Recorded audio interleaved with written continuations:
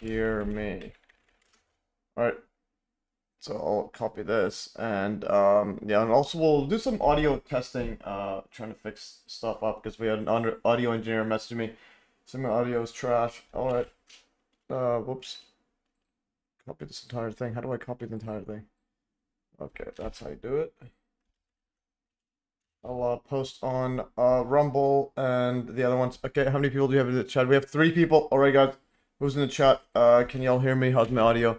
Is it too loud? Is it too good? Yeah, yes, audio is good. Okay, epic stuff. And yeah, let me know. I'll have a check. Just make sure it's like loud. And I'm also streaming on Patreon. First time ever. See how this works. Auto moderation. Auto moderation. Unbelievable. How does that work? It's set up live. It's supposed to be live. How do I do stuff? Can y'all hear me? I have no idea what this is. Set up live, but I just set it up though. I already set it up. It's other streaming service. I already set it up. Oh, it is. Okay, it's working. I already set it up. Oh, it is. Okay, it's working. Do I have to press start live? Okay, so it is working. Start. Epic stuff. Okay, spot on, clear. Okay, okay, so it is working. Start. Okay, it is working. I'm gonna. I'll just. Okay, so it is working. Yeah, so okay, that is working. I'm gonna. I'll just. Okay, so it is working. Does it still work? So that is working. Oh, I have to actually press the end live button. Okay, so I don't know what that means. I'm just gonna. If you're on Patreon, let me know what happens. I'm gonna move this over to where should I move this over to? Oh, it's in here. Okay, I'll just leave it there. Anyways, it's running, and so on. This is anyways, we're just testing out stuff, and then we'll get straight into the nitty gritty and the Joule thief. That's pretty interesting. And apparently it's like simpler Bedini. Hello, Miss. Hello, chat. Okay, epic stuff, guys. We have 29,000 pounds of thermites in the house. We have Nabilia, Anya, Anis, Binti, yeah. All right. Sorry if I butchered that name. And we also have Rotary Matrix in the house. All right, guys. And see what hell. Also, here's the Threadcast, guys. I just set up the Threadcast on inleo/hive. So if you're on Hive, get on here and post anything on here. You could post links and so on, and I'll upvote them, and you earn some cash money. So I'll put these links there. All right. And see these ones alt like that. Nope. Let's see, move. Alt. Okay, so you go Citrol. Okay. All right. Anyways, guys, let's get in the show. And yeah. So first of all, I have so again I have a bunch of links here that I just put in my links set up for people that messaged me about stuff. And one of them, the first one, initially I was gonna actually make this about audio. So who's the thief? What did he steal? Yeah, this is the Joule thief is pretty interesting. I learned how it works.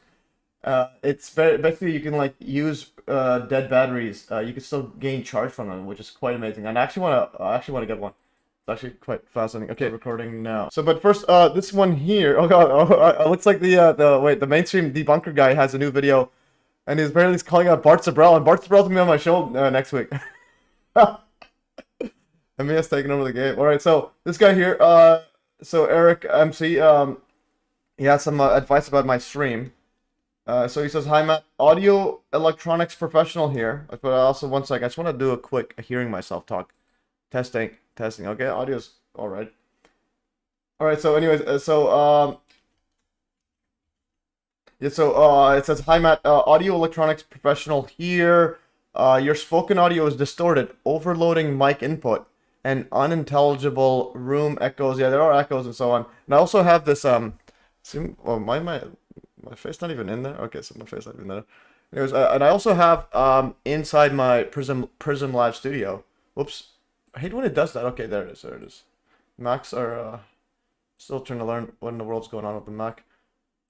Yeah, so this thing I have in the properties here, I think I had a filter for noise remover because I have like a fridge in the background, and before it was the air conditioning. So this is good quality. So basically, let's see how it is without it. Let's turn it off. How do I or this is low. Hello, testing. I don't know. You guys can now just say hi testing. But anyways, I have that noise remover. It should be working fine. But and then this guy says an external video content audio is low variable level. Okay, that's thing I think I could increase those better.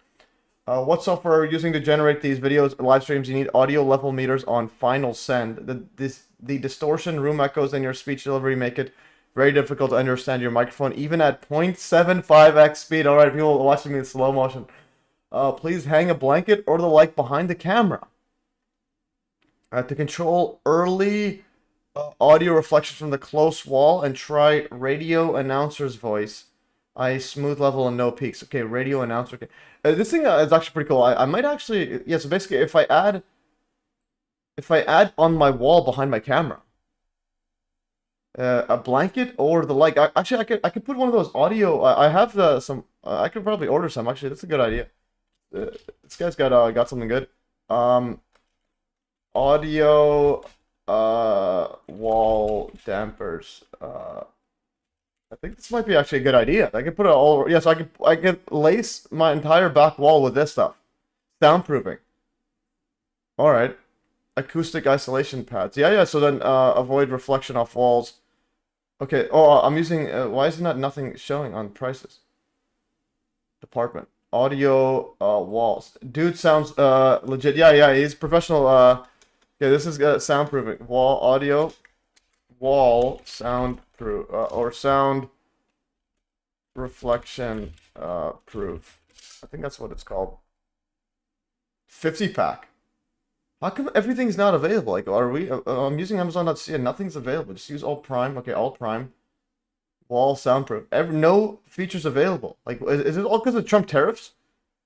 No features of no featured offers available. What is it? There's no prices. It's like, am I on a different planet right now? Just ask your cousin. Oh yeah. Actually, I could ask Oz. Yeah, but he has a pretty quiet setup. Like his place is like a big room for his streaming, and it's like completely that's how. But I do want to get these soundproof walls, and I could just put them on the front. But again, why is there nothing on Amazon like I can buy? There's no prices. Like, I don't know what, ever since the Trump tariffs, everything's like, they don't sell anything. I can't find anything. No, never mind. I had this set up to deliver to Norman. Okay, there it is. Because it's delivered to South Africa. Okay, so nothing delivers to South Africa. Okay, my bad. That's when I was buying the laptop. So anyways, for those who didn't know, I bought 9/11 revisionist a laptop right here. So this is the Dell laptop. It's like renewed, and it just arrived now. It arrived now and included a bag. So he's gonna set that up. And this is the laptop I got. So yeah, I ordered to Norman there and to South Africa. I paid 5,699 rand, which is about like $450 Canadian. So you could. So anyways, guys, make sure to donate to the thing. Also, he speaks so elegantly. Yeah, Steve Eyes. Yeah, Steve Eyes is he was a rapper back then. he was a rapper. Yeah. So he's like very good. His biggest fan growing up was Eminem, and then he realized Eminem's a Satanist now. So it's like all his childhood heroes are destroyed. All right. Yeah. So anyways, guys, MES donate. I funded the project. I'm trying to get him up to speed. And this is so it's renewed Windows 11, and it's a Norman. Alternative use egg cartons. Okay, that's a pretty good setup. Okay, so Norman was using a Windows 8 before, and this is Intel i5 2.4 gigahertz. He was using I think 1.2 or 1.5, so this is like about double the speed, and he had 10 gigs RAM. This is 16 gigs RAM, so almost double the speed, double the RAM. So the computer should be about 3 to 4 times faster, and just smoother. And hopefully, yeah, he's gonna start posting on Hive, and so on. So again, Hive is where it is. He says again, thank you so much, MES, from Norman. Now with Windows 11, I'll be hitting Hive hard soon. Just need to get all the data moved from the other old laptop. Okay. Yeah, so Steve Eyes was a rapper. Or even non richness. Yeah, I was going over it because initially I had this delivery to set to yours, and it was like couldn't find anything. Yeah, so basically, if I make it to Norman's address, nothing delivers. There's literally. The only laptops that was within my price range. Otherwise, I'd pay like a couple thousand, like $1,000 plus. Yeah, this was a pretty good one. But anyways, hopefully you like that one, and yeah, definitely post on Hive. And the thing about Hive, it's literally like Bitcoin in the early days, but without even a Satoshi, which is quite interesting. Yeah, it just needs a lot of extra hard drive. Well, he has a bunch of. Because the thing is, I was gonna get one with higher. more storage. But he has a bunch of external hard drives. He has like 4 TB or something, 5 TB. And the thing is, like I don't even use that much internal stuff. I do everything I use is like saved up in OneDrive or Google Drive. So like if you go to Google Drive, yeah. So for example, here Google Drive, I have 5 TB online. So I make sure everything almost everything in mine is not stored on the computer. I just make it stored on the cloud. And this one's 2 TB. So I'm paying for 7 TB right now. And most of it is just to store the Hudson effect, raw files. Yeah. So anyways, going back into yeah. So soundproofing walls. After Ryan's channel, Field Instruments got deleted. Yeah. That's the thing. Like yeah. So Ryan Field and Fears got deleted.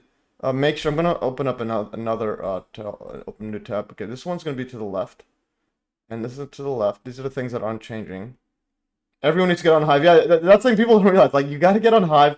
Hive is kind of like, in my opinion, So again, you know how everybody like thinks, yeah, Bitcoin was created by NSA. Well, Internet was created by DARPA.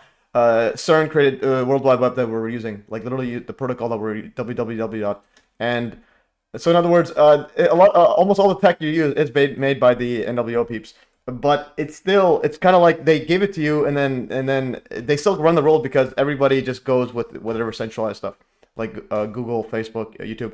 But I personally think, yeah. So Hive is like set up where it's like there it is. If you go on Freedom, it's there. And then the thing is, most people won't go there or aren't going there. But it's like literally freedom there. You can do whatever, almost pretty much anything you want there.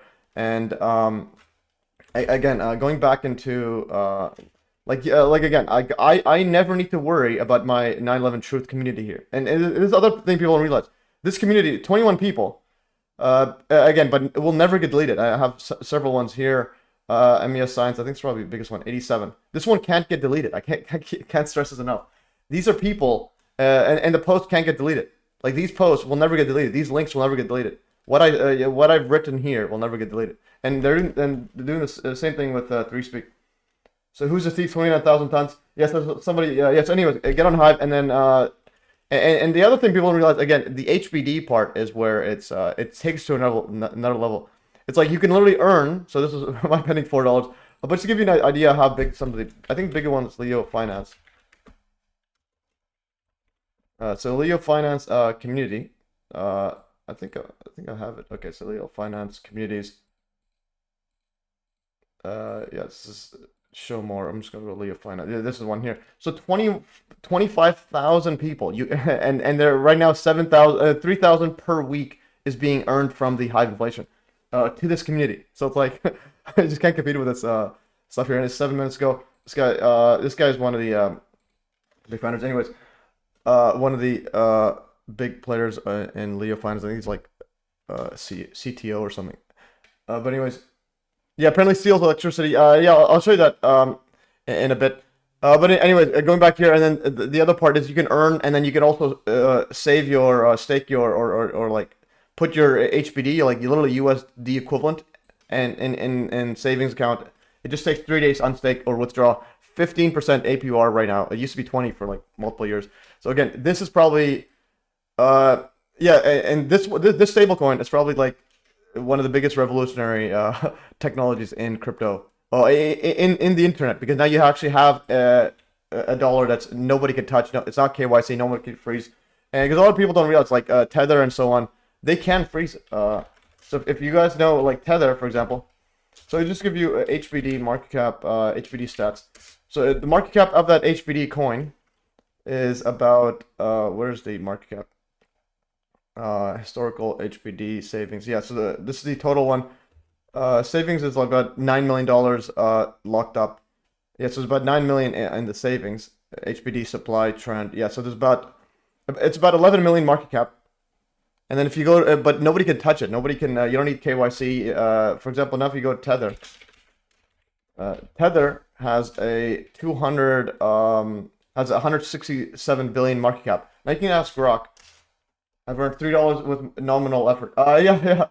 And the things, yeah, also claim. Make sure you have to claim every 7 days, and so on. And now we go make. Okay, can Tether USDC and even Ripple USD or Ripple USD stable coins be seized or addresses or transactions reversed. So let's see what it can do. Yes, Tether USDC and Ripple's USD stablecoin, if referring to a US-backed stablecoin on the US XRP ledger, such as one issued by a third party, can, under certain conditions, be subject to seizure or transaction referral or reversal, depending on the issuer's policies, the blockchain structure, and legal or regulatory actions. Here's a breakdown. Tether Limited, the issuer has the ability to freeze or seize USD in specific wallet addresses. This is because Tether operates a centralized system where it can blacklist addresses, typically in response to law enforcement requests or suspicious activity. And then transaction referral. Tether transactions themselves are generally immutable on the blockchain, Ethereum or Tron, meaning that they cannot be reversed once confirmed. However, Tether can prevent further movement of funds by blacklisting an address, effectively freezing the tokens. So Tether, so it can reverse, but it can freeze an account. So let's say it looks at my my MetaMask and says this person is dealing with Hive, which is a freedom-based platform. They can freeze your account. So in other words, these are literally So when people talk about central bank digital currencies, we literally have there is a pseudo central bank digital currency, and that's basically every stablecoin that's being every centralized stablecoin. And then USDC Circle has mechanisms to freeze or blacklist addresses holding USDC. This capability is built into the smart contracts governing this on the blockchain. Reversals like USD are immutable once confirmed by the blockchain. However, Circle can block transfers. Okay, so it's immutable. This one's, I think XRP ledgers are immutable once confirmed, but reversals are not possible unless the issuer has specific controls. Okay, but the ones that you can actually issue your own stablecoin on Ripple, that includes reversals. But again, that's with banks and so on. So these ones, the good thing about this is they can be regulatory compliant. Like you can actually deal with banks that have to deal with government. But then let's say you don't want to deal with that. So but the thing with HBD, nobody can reverse it. Nobody can freeze your account. I can send it anywhere in the world, any country, and nobody can do anything about it. And then if I ever need to interact with the legacy world or stablecoins, or centralized stablecoins, I can do that. I can go and transfer, and now I deal with that, but on my terms. I don't need to rely on them at all times. The claim part is what I don't see on my phone, iPad. The claim, you just go to again, you go to your wallet. Tammy, if you wanna join the second hour, we can go over. So you can go claim here. There's claim there. If you go to wallet, it all shows claim. Like it shows when you have after 7 days. I just wait per month just so it's easy to for me to tally up how much I make per month and so on. And you could see that. And I think Pinterest was your thing. You'll see how you've done here, and then we'll get back onto the stuff here. Okay. So here's Pinterest. Let's see how you're doing it. Yeah. And again, like I was saying, for shorter posts, you could use the snaps one. Just as you get bigger. This is 5 days ago. I'll upload your thingy here. So the thing is, shorter posts, I don't want to give like a full upvote unless because it's like frowned upon. In the because you're getting rewards from the setup there. And also this part here, you had some links issues. So fix up your links. This is not a link. This is not a link. This is just a random text. But also, again, like I said, snaps. So for example, here's my, and again, you right now you have 0 snaps, and it shows you your snaps. So for mine, I can go here. I can go to snaps. I can write a post. I can see all my snaps, the short ones. So I shared one on here on snaps or threads, and you can see. But anyways, so here's a short one, just to illustrate what I did. Yes, I go to the wall, but apparently don't know what I'm doing still. All right, it should be a button. I don't know. So here's a snap. I just posted a snap, and then a full-on post. For example, like this one, I actually posted on 3Speak, and I uploaded here. And I think 911 Revisit is in Revisit 911 just to see his account. And I think so he. Oh, okay. This was he retweeted art graphic. This is Alan Forrest. Alan Forrest cartoon made $4.74. He gets half. This one 44 cents for posting on 3Speak. So in one post, he already made more money than ever on YouTube, and nobody can delete this one. This one is on 3Speak. All the metadata gets saved on Hive, and then now they're working, and this is decentralized. This random people running servers, and now they're gonna. They have launched a token. They're gonna start integrating it where, you can store it on your computer or your hard drives or whatever, as long as it's running, like any videos, and then you earn from that. Yeah, and as long as it's running, you can keep earning money just by storing videos. Paste his link, please. Yeah, I'll post it here. This is his video. It's on 3Speak. Go back onto the this is Sunlight. This is Revisit 9/11. Okay, there's the blog. There's all posts and so on. And I'll just click on here. Okay, so Revisit 9/11. And the thing is, again, like on YouTube, when I post the chat links there, and then those like pretty much disappear. I just put it. I like putting stuff here. Okay, so I'm gonna go here. So I'm gonna post here. And then if we get enough people on actually this, and then but anyways, yeah, if you're on 3Speak, post there, I'll respond and so on and upvote. Right. So anyways, so this is how it is, and definitely like again, people you'll make a lot more money than YouTube. For example, even Wolf Clan Media, I actually got him on the show. I mean, I got him on Hive before he disappeared. And some of his posts, like Elon Musk exposed on May 1st, 2022, he made $57 USD, but he gets half because the upvoters get the other half. And then some other ones you got a lot here. 9/11 Optical Illusions, $39, and then the other one Coronagate, $35. So it's like he was making it. But before then it was this was like way early. It was 3 cents and so on. So, but yeah, some of them can go viral, so, some don't. But overall, especially when you gain like a big audience, and again, that's 7 followers, and he's getting he's already got like infinitely more than he got on YouTube. Which YouTube deletes his account, and that's the other part. So he's gone everywhere. Like you're not gonna find him anywhere. Full Wolf Clan Media. So if you go to Wolf Clan Media, his YouTube account's gone. It's literally gone. His 3Speak is still there. Like people don't realize his 3Speak is still there. It's nobody's touching it. His Hive account is still there. Like these are literally his. First. So there's him. His videos are still here. He still has some on BitChute and so on, which is good. So but again, BitChute is getting sued by it censors. It has to comply with like other countries. It's banned in the UK and so on. You can't ban this kind of stuff. Well, no, you can. You know what I mean is you could ban like the country itself has to actually like blacklist it, but you can't go and tell 3Speak. You can't go and tell Hive do anything. So and basically and if they blacklist this one, well, what they'll do is just make a new website that just uses the same data. Anyway, so this is Wolf Clan Media. So again, this is very powerful stuff. Like basically, what I like about Hive and so on and 3Speak is that. It's censorship resistant against your own self. Like he's gone, his stuff is still here. So you can go watch Coronagate. I think he has a full Coronagate here. Yeah, full Coronagate. Oh, that's a trailer. So he didn't even post the full thing. You get $35 for the trailer. All right, this is the trailer. It's not even the politicians don't give an F. Okay, it's pretty good. I wanted to see this one. I think he has the one with Hillary and Trump laughing it up. Play this one. Okay, I don't want to get music there.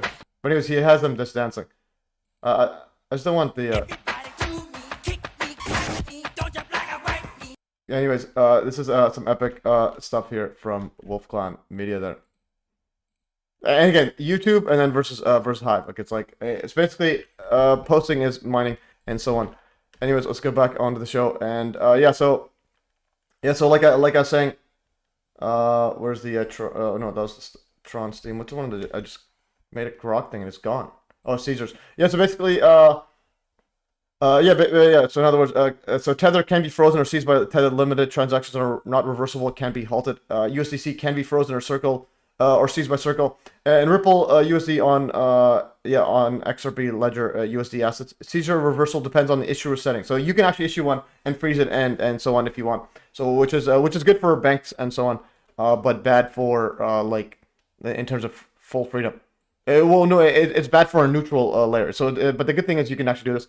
and so on. So that's for banks, governments, and so on. Anyways, going back into the setup here, let's go back to this guy's comment. So anyways, so he says, please hang a blanket or the light behind the camera. So let's go back and order this. This is again, yeah, we got 26 minutes, and we finally again, it's always Hive. Once you guys understand Hive and start using it, and build a community that nobody can touch. Again, last part here, our Pizzagate Reddit. So again, I can't stress enough. Okay, this Pedogate is also banned. Pedogate's banned. Pizzagate banned. These were the accounts that after Pizzagate got banned, people created the Pedogate one. So this is what woke me up, guys. Pizzagate Reddit woke me up. If it wasn't there, I probably would probably been a few more years late, or done some other mumbo jumbos, or you never know. I may never been still mainstream. So this woke me up, but now this community is gone. Okay, I can't start saying you can't. But the thing is, if it was on Hive, you can't touch it, and it's there forever. So this is why this is extremely important. So like, and then that's why I push Hive very, very hard, because it's like I do not. I want to post something and never need to worry about it ever deleting, even if the FBI gets to me and clones me or MK Ultras me, what I posted before is still there. Okay, this is and this is yeah, again, banned. Everything's banned. It's like what kind of trash is Reddit. Okay, and then the other part, lastly, yeah, I think there was. Oh yeah, actually, yeah, keep going talking about Hive. It's pretty epic. And what's interesting is the guy who created Steam, which hard forked to Hive, actually talked to Satoshi Nakamoto. So throwback to July 28th, 2010, when the Bitcoin founder Satoshi Nakamoto messaged the Dan Larimer, creator of Steam, which hard forked to Hive, saying, "If you don't believe me or don't get it, I don't have time to try to convince you. Sorry." To which Dan replied, "I fully believe you," and came to the same conclusion you did. So this is from you can go to bitcoin.org forum. So here's the literally the forum where Satoshi's talking about this. He was talking. They're having like a forum discussion or whatever. Satoshi founder, senior member, scalability and transaction rate. And he says, anyways, you go back here. He says right here, if you don't believe me or don't get it, I don't have time to convince you. It's talking about Bitcoin and other mumbo jumbos. And then this guy, Bike Master, that's actually, yeah, that is Dan Larimer, the guy who created Steam in 2016, which hard forked to Hive. So it says, I fully believe you and came to the conclusion you did. I read the Snack Machine post after posting by an early comment. He was talking about some mumbo jumbos.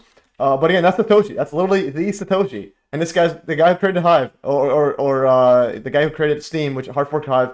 And both of them are no longer part of their blockchains. But the thing is, the difference with this guy and Satoshi, Satoshi still owns, yeah, or the NSA or whatever, still owns like a tons of Bitcoin. So let's say how much Bitcoin. Oh, actually, there's a Satoshi Bitcoin tracker.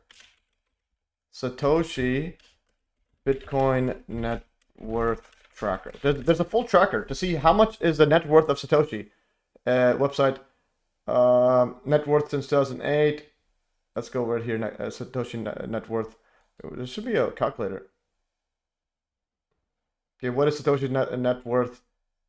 Now holds $120 billion worth. Okay, so I'm gonna go. Yeah, how much Bitcoin does Satoshi own right now? And its worth and percent of total supply. Let's see. Let's just ask Squawk quickly. It's straightforward stuff. So let's see what this says right here. Okay. Tammy says I repoed my Mac from the office and downloading Hive now. Okay, epic stuff. Okay, so as of August 20th, he has a 1.1 million Bitcoin. That is yeah, that is $134 billion. And he has basically what percent of the total supply? 5% of the total supply is owned by a anonymous person that hasn't done, yeah, basically disappeared. And it's probably NSA. So whereas Hive, Dan Larimer, you actually see his amount. He doesn't do anything. He's just. Yeah, the power shortage in Iran is because the government is mining Bitcoin. Maybe that's actually good insight. And then, anyways, going back to here, and then interestingly, Dan's last post on Hive. So again, he also created, yeah, he created Steam. which forked to Hive. He created EOS, created BitShares, and other stuff. Anyways, so his last post on Hive was on March 21st, 2024, so last year, discussing a video about the Bible prophecy of nuclear war and the apocalypse. Interestingly, the video is from December 30th, 2010, and outlines nuclear war initiated by wars between Ukraine versus Russia and Israel versus Iran. So you can't make this stuff up. This is actually his post. This is actually another post here about Dan Lermer. You can see him here. So this is him, and again you can read about how he interacted with Satoshi and so on. He created BitShares 2013, and then Steam created in this one here. Apparently he created Steam. He wanted to rule the world with Steam, or basically have Steam rule the world because and so on, because of its potential, and so on. Yeah, so it goes over to this guy. So this is the guy right here, and anyways, so that's Dan Larimar, and now you can see his post on Hive. So he doesn't even post on Steam. Yeah, he created Steam, but he doesn't post on Steam. So he posted in here for the day of Yahweh or YHVH. So that's God's name in the Bible without the vowels. So anyways, I think that's called a tetragrammaton or something. But anyways, so he posted right here, and he summed up the Bible describing intercontinental ballistic missiles, right, with shaped dimensions, payload. And this was March 21st, 2024. Anyways, he posted a video there. And then interestingly, he gives a date for the end times of tribulation. Let's see what he says. This again, the guy's talking to Satoshi. Okay, how many people do you know that was talking to Satoshi, and is also making predictions of the end times? All right, so there's only one person. And he created Steam and Hive, and let's see what he says here.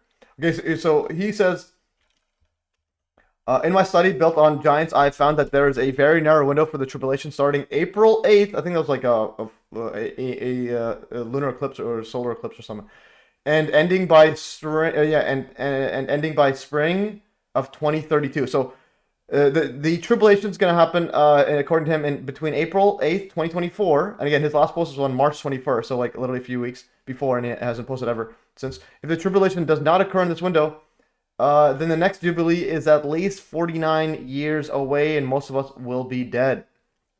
So he's saying at least 49 years. So if it doesn't happen by 2032, he says the next one's going to be 49 years. And interesting, actually, I think World War III is beginning pretty much around this time. So again, and I had it different, like I had that prediction before he did as well, or before seeing this one. I know that the Jubilee year will start in April or 6 months later, and that the Jubilee is where I expect a lot of action to occur. As you can see, if the Watchmen community is right, then there's not much time to get ready and to buy oil for your lamps. All right, so I'm gonna screenshot this. This is actually fascinating stuff. All right, so we got the guy talking to Satoshi. But again, is Satoshi real? Well, that account is real. That's the one that was interacting about it. So it could be like account for the NSA or no, whoops. I hate how it does it. I could go back here. April. Okay, this one is like just okay. Like everything has its own issue. Okay, this goes from here, goes there. Okay, and copy. All right, so we got. And I'll show this later. This is fascinating,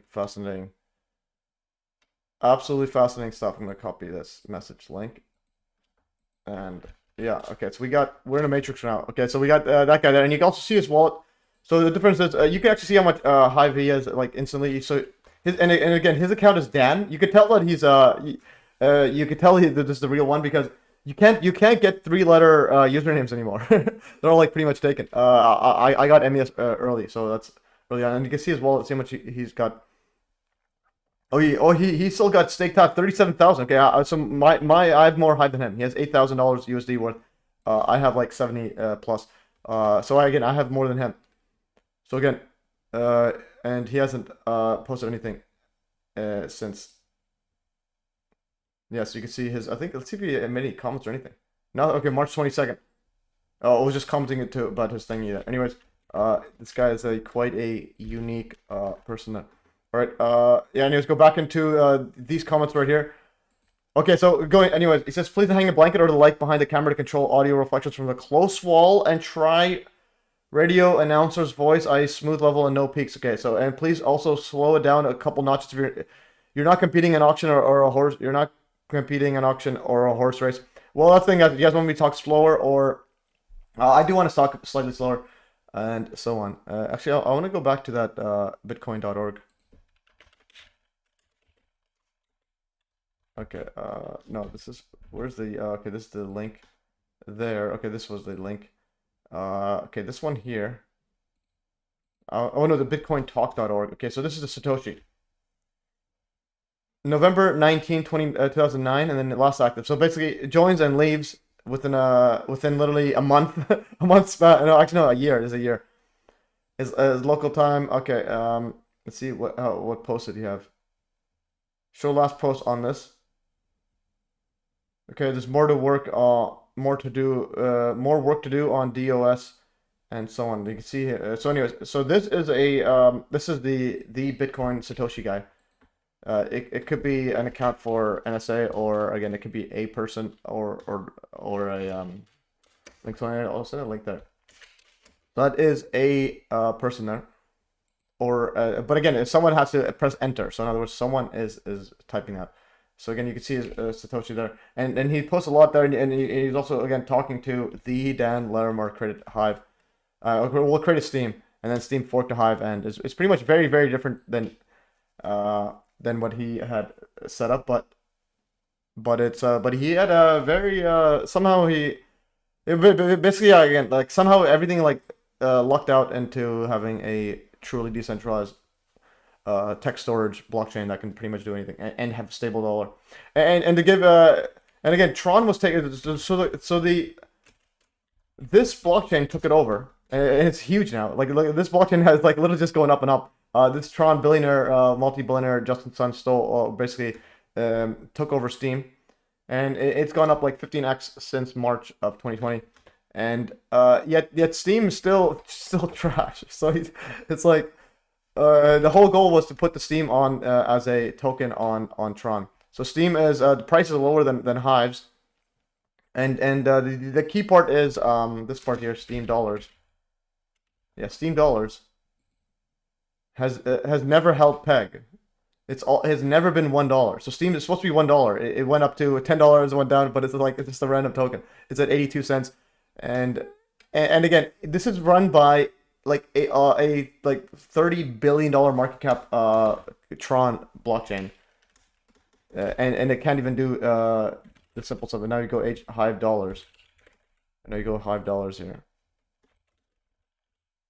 So you go Hive dollar. It's and this price here, it's roughly $1, but this is exchange rate. The actual internal rate is $1 always. So that's pretty fast. Anyways, okay, let's go back here. Okay, so we're talking about audio. So I said 6 days ago, thanks for the advice. Next Wednesday stream will be dedicated to fixing my audio and slowing down.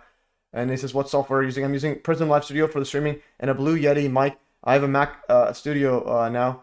So okay, I'll take a look at software. Okay, and he says, by the way, thanks for your show. Always interesting. He says, okay, I ran it and had a look. On the bottom RH of the screen is a floatable panel with a peak program meters for each audio source of your mic. Those PPMs are your god. LOL. Signal peaking into mid yellow should be good. Okay, mid yellow. Signal peaking into mid yellow. Okay, mid yellow. It's maybe a bit lower then. Okay, mid yellow is right there. So that's what he's saying. Mid yellow should be good. Be wary of peaking any harder. Yeah, so I have lowered it a bit. Go into settings, PPU for less busy display. Okay, this one. Go into settings, audio. Where's the settings? Settings. Okay, audio. Go into settings, audio, and select type 2 ppm. Okay, so meters. Okay, where am I going? Meters. Okay, sample peak, true peak, height. There's no true. Okay, peak meter type. Okay, meters, monitoring device. There is monitoring device. I don't know, where is the type 2 ppm? For less busy display. Okay, push to talk. Decay rate. Okay. Oh, this one here. Decay rate slow. Type 2 ppm. Okay, we're gonna apply it. Okay, what does that do? Okay, cheers, Eric. Okay. Alright. Great, thanks. Just set up the type 2 ppm now. Hopefully that works. All right. Anyways, so I set that up. See what happens. How's the audio, guys? I updated that stuff. Okay, we have 9 people in the stream. I'm gonna click hearing myself. I'm gonna listen to myself. Let's see. Hello, testing, testing out. Okay, should be fine. Anyways, we are good to go. All right, but I do want to get these noise canceling ones. I want to see some all prime soundproof walls. So I have a few of these, but I do want to put like around the entire wall in the back so that there's no reflections, because I think that is a key part. But the thing is, even then, I have a giant monitor here. That's reflecting. And there's a microphone right here. So there's a microphone right here. There's a giant monitor. Here you're fine. Okay, anyways. But again, the guy's a professional audio engineer. And even my cousin Eyes, he says, like, yeah, this sounds a bit robotic. But it's good for, like, the current setup. Okay, anyways. My thingy is destroyed. Okay, there it is. Let's fix this up. Okay. There it is. All right, anyways, so audio's fine. We'll continue, but I do want to get one of these, see low to high. There's no way to log in on the Mac. I do not have an option for the Hive app. Again, I'm not sure what you mean. Just, don't use the Safari. Well, yeah, are you using Safari? The Safari, I don't think that has the Hive keychain app for that. You know, no difference. Good as before. Okay, epic stuff. All right, soundproofing. Concord acoustic walls. Sample. It's a sample. 12 pack. Okay, 1 times 12 inches. Okay, that's pretty good. That's 1 inch times, yeah, 1 inch times 12, yeah, foot. So 12 pack. This one is, okay, this is black. Oh, should I get a blue one? Maybe. Okay, we might actually do this then. Let's see, this is 12 pack. 1 times 12 times 12. 12 pack, 12 feet. So that's be 12 feet across and wide. See, this looks like. But should I get blue or black? No, I think I'll just get the regular black there. Hi, Kichinea, yeah, but she's on the Mac. What I mean is, okay. Anyways, I'm gonna 1 inch. Let's see the black one. Guys, we're gonna get the black one. That was 19. So black ones cost extra. All right, that's the thing. So I get black one or blue one for. Okay, I'm just gonna get the black one. Okay. Anyways, oh, import fees may apply. Oh no, it's free. Okay, we're gonna set this up. Okay, proceed to checkout. We're gonna glue a bunch of walls on there. Okay. Yeah. Let's just use this payment method. Okay. Let's get this quickly. All right, guys. We got soundproofing walls. Okay. Place your order, and we're good to going. Okay. Okay, anyway, so it's using a MacBook. Yeah, so Hive Keychain does not have options for Hive Keychain. Does not have options for that. Download now. It doesn't have Safari. I don't know if you know, like, yeah, I don't know if it has a if Safari even has browser extensions. But I use Brave browser. I use Brave. It has built-in ad block and so on. And then yeah, so I have it at the bottom. How do I move this? Whoops. How do I like make this bigger? Oh, this is how you do it. Yeah, so actually, yeah. Okay, anyways, this is madness. All right, so anyways, so I got the wall pack there, and blue is good for green screens too. Combo use maybe. But yeah, but it's just gonna be a giant blue wall. Maybe actually. Okay, we'll get the blue one. We'll get the blue one then maybe. But it's gonna look blue. Yeah, the other one's gonna look black. Now it's gonna look blue. Okay. Let's go to the orders one. View, edit, order, cancel. Cancel. Like just do stuff. Like what is happening here? Cancel. Okay, we'll do cancel quickly, and then we'll get the blue one then. Order a mistake or order a mistake. Okay, let's go to order cancel. Okay, we'll get the other one and save $1. Okay, continue shopping. This was the where's the blue one? Where is the I think we had the blue one there. Okay. And whoops. Search for green then. Okay. Yeah, but I won't be using that for anything. Like why does it do this? Soundproof walls, low to high, all prime. So good thing about Amazon. So that's the thing. It's like if you want to compete with Amazon, you gotta do better stuff, and that's where Hive can do stuff. Brave search is being brave. I don't know why it's like brave search is being. I don't know what do you mean by brave search. Like I'm saying brave browser, please. Anyways, apologies for saying stuff, but yeah, just get it on the Yeah. Anyways, add to cart. Proceed to checkout because we're gonna get blue. There's no green option. And green you just gotta pay more. I really don't. The odds of me using it as a blue screen, as a background screen is very low. But you never know. Anyways, so we saved $1. We got the blue, and so on. Okay, so we're good to go.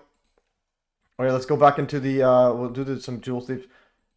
Yeah, so anyway, Tammy, Brave. Yeah, so Brave browser, brave.org, brave.org. Just download. I think it's brave.org. Yeah, brave.com is like. No, it's not brave. It's brave.com. Brave.com. What is this? Okay, brave.com. Download the extension. And this is assembling a spirit-filled army to fight for the fulfillment of the Great Commission in our lifetime. Interesting. What is this one here? Brave.org. Okay, about us. Where's sermons? Okay, this is interesting. About Brave. I thought it was Brave.org website. Okay. There's no Brave browser option. I don't know. Again, I don't know what you mean. I think Tammy means she's downloading the keychain browser for... Like, I literally don't understand what planet I'm on. It's like literally go to Hive keychain and then you click Brave and then you just download. Chrome is Brave. Brave is a Chrome like clone. And you just download. Like I don't know what you mean. There's no Brave browser option. I have no idea what you're. It's literally go to Brave browser. It's like I don't understand everything. Everything is a question. Just download it. Like just get Brave. Like okay. Just anyways. Apologies for yelling stuff. But it's like just please. It's very simple. All right. Anyways. Okay. Okay, now we're gonna go see what else we had. Oh yeah, okay. Before we go to the Joule thief, I'll do it near the end. Let's see, somebody's messaging me. Okay. Oh, they call me Dan's following me. Okay, no. Okay, we got an epic follower guy. Guys, big news just happened. So they call me Dan. Okay, what's this guy talking about? Okay, this is some disinfo clown. Okay, they call me down. Literally follow me. This guy's one of the big founders, or one of the big guys that Justin Tron attacked during the Hive takeover. And this guy like literally was like risked millions of dollars, that the Tron seized, and like basically stopped his Steam account, and they kicked him out and so on. And then yeah, so he's following me because I tagged him in my video about the right here about the Hive blockchain. So I tagged him right here. If you haven't seen this, definitely go watch it. It's definitely worth it. And yeah, so I tagged him right here. I hope you all like. I made this video about Hive, and then they call me Dan. So again, he's big time. And again, here's World Wide Web. Hive blockchain is the second layer. You can just do anything on it. You can do anything these banks are doing, or pretty much anything. And now with free speak, and it's like the thing is you could do this without any regulatory framework and so on. And you have a stable dollar. It's like you can do anything these guys are doing better. And the data's all open, and you can basically, and you can also interact with Bitcoin Lightning instantly, and so on. It's like you can do anything, and interact with any crypto with VSC. So we're on another level. And again, and these guys, this image is pretty epic. This is centralized, like the actual physical location. This is just random websites all over the world running this Hive blockchain, which is again, it's a freedom tool. It's set up where people, it's like in my opinion, I think the Illuminati peeps always give everyone like a semi option. Like there it is. There's some freedom tools. Go use it. And they're banking on the entire world just using centralized nonsense. All right. Anyways, let's go back onto this setup here. Okay, so this is before I get into the Joule thief, I'll do the Joule thief animal behavior near the end. But this guy had a question here. This is on Flat Earth one. Okay, so so IQ Virtual, I did a Flat Earth debunking video live stream, and now he has a question because he says he has a friend that has that's a flat earther that somehow like knows things. But anyways, he says I showed your calculator. This is the flat Earth no, a calculator. No, or actually, Horizon Calculator Advanced, or Earth Curvature Advanced. So if you go to the advanced one, and then we'll go over what he's asking. And also, what you can do is, what I can do now is, with Brave, I think it's a new update or something. I can click these two. So I can click here, hold Shift, click here, and then I go open in split view. Okay, so now we get open in split view. There's a calculator. This person talking here, and let's see what this calculator says and does. All right, so here I showed your calculator to a flat earther, and he replied this: you have provided a calculator to Earth curve. Great. Data you have provided is 22 kilometers. All right, so let's say 22 kilometers. Target distance, and this is the height of the that you would expect, a 10-meter. This is observer. So if I'm 2 meters tall, this is a 10-meter target size. And looking at eye level with the Earth's curve, this would be roughly below eye level, like that much. And that's 10 meters tall. And this is from 12 kilometers. So let's make this. IQ was on YouTube live several times. Yeah, definitely. All right. Okay, target distance 22,000 kilometers. So the data provided is 22,000. Okay, 47 meters. What in the world? 422. What is he talking about? That's the hidden of object in a according to Earth model. Go and check it by yourself. Without wind and send your. Okay, this is. Send your friend 22 kilometers from you. Use GPS to verify he's 22. Use good zoom in your phone or telescope. It has been nice day without wind, because in long distance perspective will be hugely distorted. Then you will see your friend at 22 kilometers. How is it possible if he should be 37 meters behind the curve? So anyway, so he's saying you could find. He says use good zoom in your. So you're saying using zoom. That use a telescope, you could zoom in and you'll see someone 22 kilometers away. If it should be behind the curve. Anyways, go to the Great Lakes.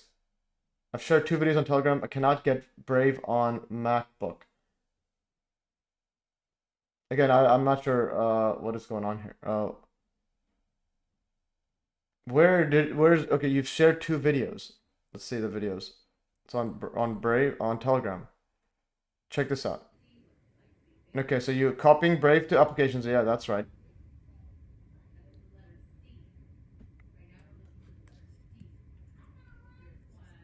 Yeah, you did it. Okay.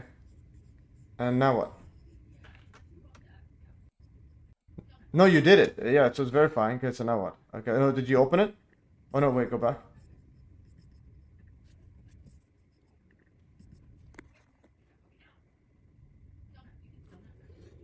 Okay, verifying. Yeah, let's just see what happens. No available windows. Copying Brave. No, but show more stuff. And basically, I can actually I'll send you a link because we're doing real time debunking stuff. I mean, not debunking, real time troubleshooting, because this has gone on way too long. We got to fix this. I'm gonna go meeting, get a link to share. Tammy Mac or let's go hi troubleshooting. All right, get a link to share. Okay, so anyways, Tammy, join this one here. I'll send you a link in Telegram, or I'll send it personally. Okay, just so nobody sees. Okay, anyways, so I send you that link. Please join that link, and so on, and start meeting.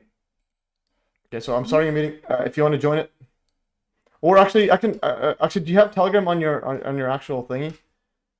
I guess that's my giant face there. So the question is, I could share screen, and we can go through it. And now okay, so you can open Brave. Okay, so now you open Brave. Okay, so you're pretty much good then. Just download that Hive keychain, and then you can do anything you want. Yeah. So again, I don't know issues. I never had issues. Yeah, that's the thing. You might have to restart and so on. Mac does that. Anyways, I'm gonna hang this up. If you need to call the thingy, You could also, actually, you could also do this. I think I just sent out a conspiracy on my phone, iPad. You can also call me on Telegram. Yeah, so you can actually call here, and then we could be live like that. I'm gonna just go. Let's go to yeah. So anyways, sort that out. Edit. I'll just add you in this personal one. Tammy. Oh no, conspiracy. It was a random peeps. Okay. All right. Anyways, let's go back into the setup. Okay, so we're gonna go and we're doing some flat earther. So this guy's saying then you'll see your friend. Okay, so he's saying that house fossil V should be 37 meters below the curve, and that is right here. And this is I think I'm gonna go over here and go Earth curve calculator. So 22 kilometers. Okay, this is the one he sent this one. So this is 22 kilometers. This is again. This is at like from ground level. Okay, that's fake there. So this is you can't see him, but you can see him. No, you need to use this one. I'll say you're using the wrong one. And so, but anyway, so he's observer height, target size. Yeah, you still shouldn't be able to see him unless you refract it. Let's see the refraction. Oh no, zoom. Now you see the zoom in there. How much zoom can I go here? Target size. Let's go into refraction. How much refraction does it need? Okay, so according to this, you cannot see that far. So I'm gonna go target distance. So here's the person 2 meters away, and your target size is 2. Refraction is let's just go reset. See reset all. Okay, so that's good. So now we'll go 22, 1, 2, 3. Target size is 2 meters. All right. So you could see him at, and then if you zoom in, so that's how it looked like zooming in. And now refraction. Okay, so there's no way of seeing him. Okay, thanks for asking. That calculator is assuming you are looking from ground level. Okay, putting your eye on the ground. That's this a simple one.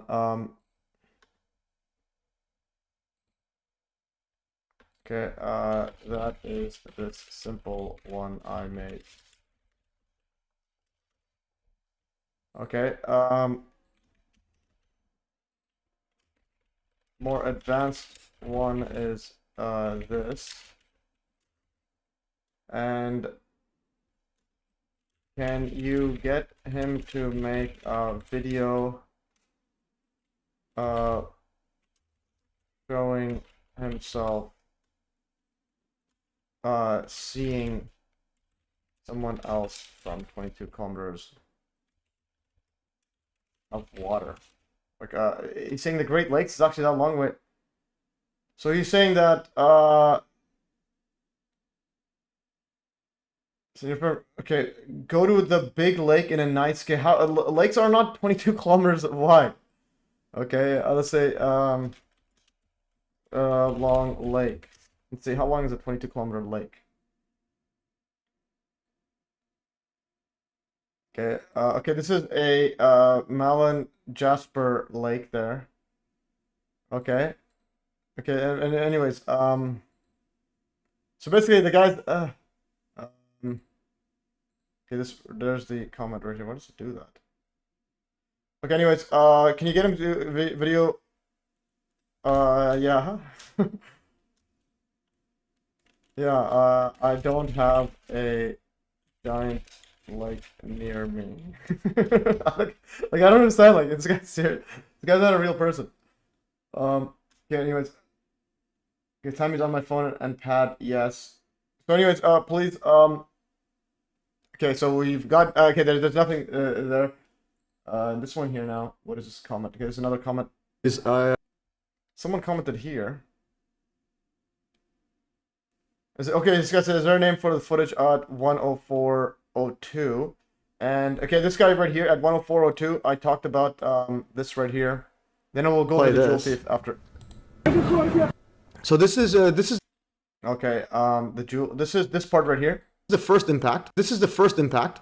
Notice what happens right when the quote plane flies overhead.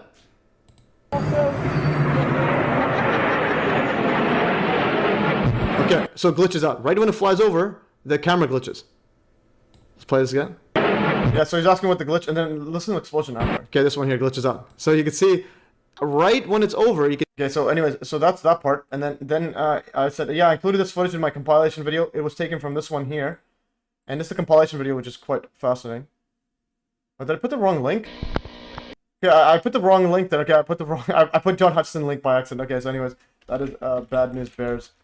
Why does nobody correct me? It's like when I make a mistake, just please correct it. Okay, I put the accidentally, John sent me a bunch of links, and so on to upload for him. Okay, this is like wild. Like, where does it go? What planet am I on now? Okay, this is the thingy here. Edit. This is the wrong link. Okay, that's the link. Okay, that's the link. And then it was taken from this one. So anyways, that's this link.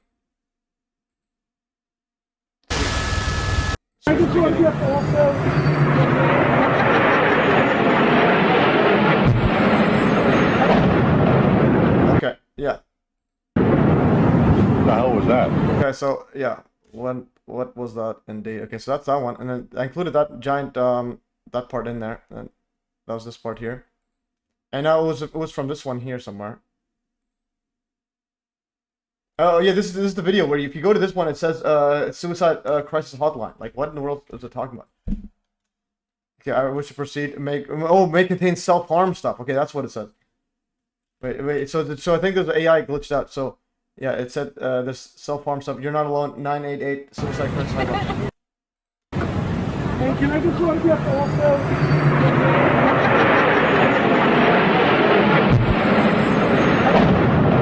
Alright, let's see how long it takes actually before it hits. Yeah, so anyways, so someone asks right here, actually I'll keep this one open. And go back here. So it says thanks, this one is pretty crazy. That one is good because I'm sure a lot of people will say the interference from other footage was because of explosion damaging the antenna on top of the North Tower because it was used for broadcasting. You can clearly see the interference and hear the explosion of the plane or whatever it was afterwards.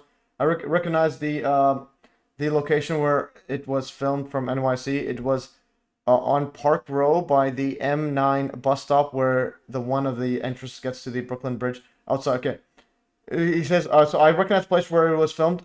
So he's from NYC. It was on Park Row by the M9 bus stop where one of the entrances to get on the Brooklyn Bridge is outside City Hall. In my opinion, it might be one of the best videos to convince people that something was not right.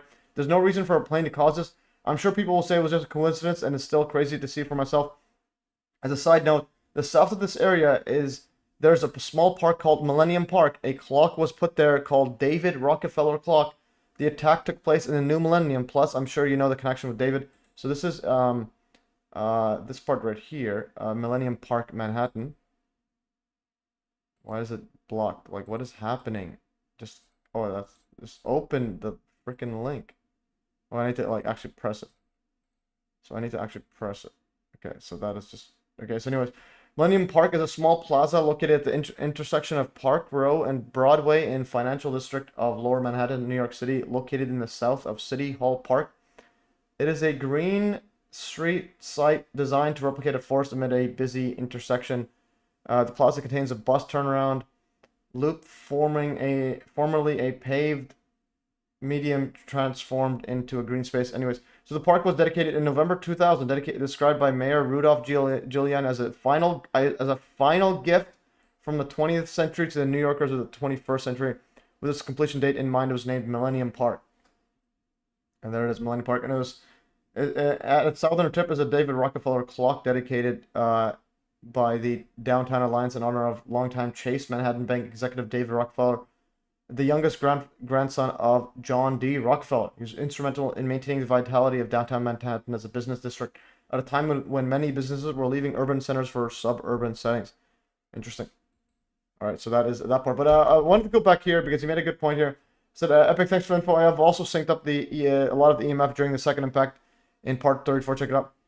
So he says, I was thinking about the video I mentioned. Is it possible that the plane hit the tower exactly as the distortion happened? You hear the explosion afterwards 2 seconds later, but it could be due to the distance and the speed of sound from the explosion. So the distortion actually came from the damage taken to the broadcasting antenna. Hate to go against my any evidence found, but at least pointed out the second link you sent of the second plane hitting is much better because it's taken from my home camera, not a news network filming, and there's still distortion before the plane hits. Yeah, and also, yeah, here, the speed of sound is 1,125 feet per second.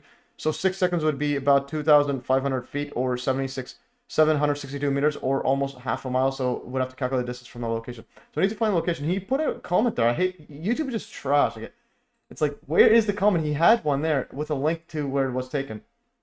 It says, so it was filmed by the fence here. So that is, so that's a pro tip. If you click sort by new, you can find things that YouTube randomly removes for no reason.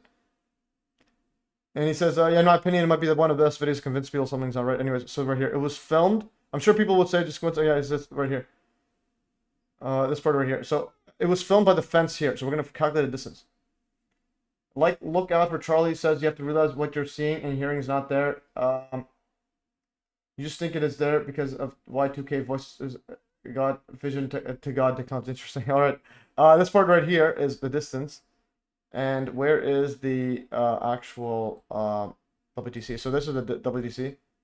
And distance. This is where he says it was filmed from here. So we're going to actually do live double checking that. So he says it's filmed right here. Yeah, look, it looks like it's the okay. So it looks like right here. So he's saying it's filmed right here. Let's go back to this video. I just want to get also. Okay, there it is. But see this this fence and this wall there? That's literally this fence and wall. That's the fence. That's the wall. That's the fence. And we could actually compare it side by side using this new split view thingy. Open split view. There it is, side by side. There's the fence. There's the actual wall there. Yeah, there's the fence. So this location is the legit one. And now we're gonna calculate the actual distance. Okay. So MES, thanks, Matthew. I will send him your answer. Okay, epic stuff. And so on. Yeah. So that was the flat Earth questionnaire. All right. So I'm gonna unsplit, and now we're gonna look at this clearly. So now we have this part right here. So this is the legit one. That's the actual location. The guy is from New York, and it checks out. That is the. Whoops. Let's go back here. Like, just open it. Like, just open this. What is going on here? Just like, it's just the. What is happening? Exit this thing. Okay, there it is. So I'm gonna click the close this. Go back to this. Click exactly what he said. That's the right location. And now we're gonna calculate the distance from this part right here. So measure distance. You can right click. Measure distance. Measure distance. To here. So 521 meters. And this was the second. That's the first plane. This is the second plane. Yeah, so roughly, it could be roughly slightly before. Okay, so now we need to calculate how long it was before that glitched out. And we need to open up an app for that. I'm going to open up this quickly. And this is the original one I used. Actually, yeah, it's not even needing to do that. I'm just going to do something quickly. So I'm going to go new project. We're just going to see the exact time difference. And then, yeah, basically it's 500 meters. So basically, this is about 508 meters away. So roughly, yeah, so roughly that 2 seconds would be pretty accurate there. So it could be right at the moment. Let's go back here, go back.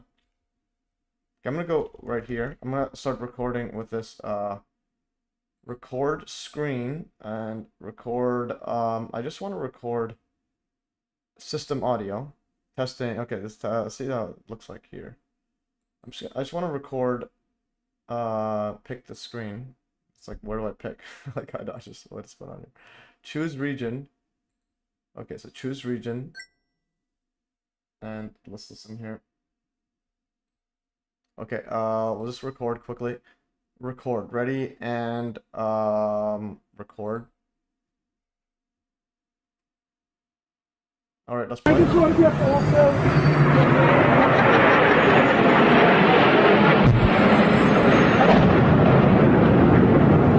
What the hell was that? All right, yes, we got that. And let's where's the stopping thingy? Okay, there's the stop recording. Okay, so we stop recording. Let's go back here. We need to save it somewhere. We'll just save it in the current Joule Thief meta. Okay, so we're just gonna save this there. Just for one, close this. Okay, so now we have it opened. And where is it now? Like what? Okay, so it's in meta. Okay, let's open it here. And bitch, we're gonna do exact time. Okay, because this is like when you're dealing with seconds, you gotta go exactly fit. What just fit? When just picks whatever. Okay, fit to visible. Okay, and then we're gonna do this quickly. When does it record? When does it Want to sound? get also. So we go right from the glitch. Change properties out. Okay. Okay, there's the glitch. Okay, so there's the glitch right here. And I'm gonna split there. Okay, and then we need to hear the exact sound of the explosion there. All right. Why isn't it moving? Okay, there it is.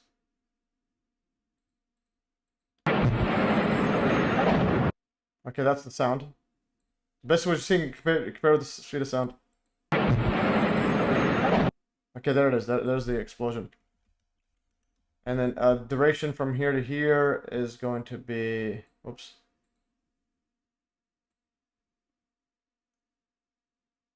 Uh, 1.14. Okay, so that is that.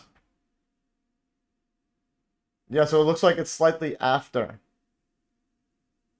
Okay, yeah, so I did some numbers right here during my live stream. Okay, I'm gonna message during this live stream. So we're doing some epic live streaming. Okay, and yeah, so that is okay,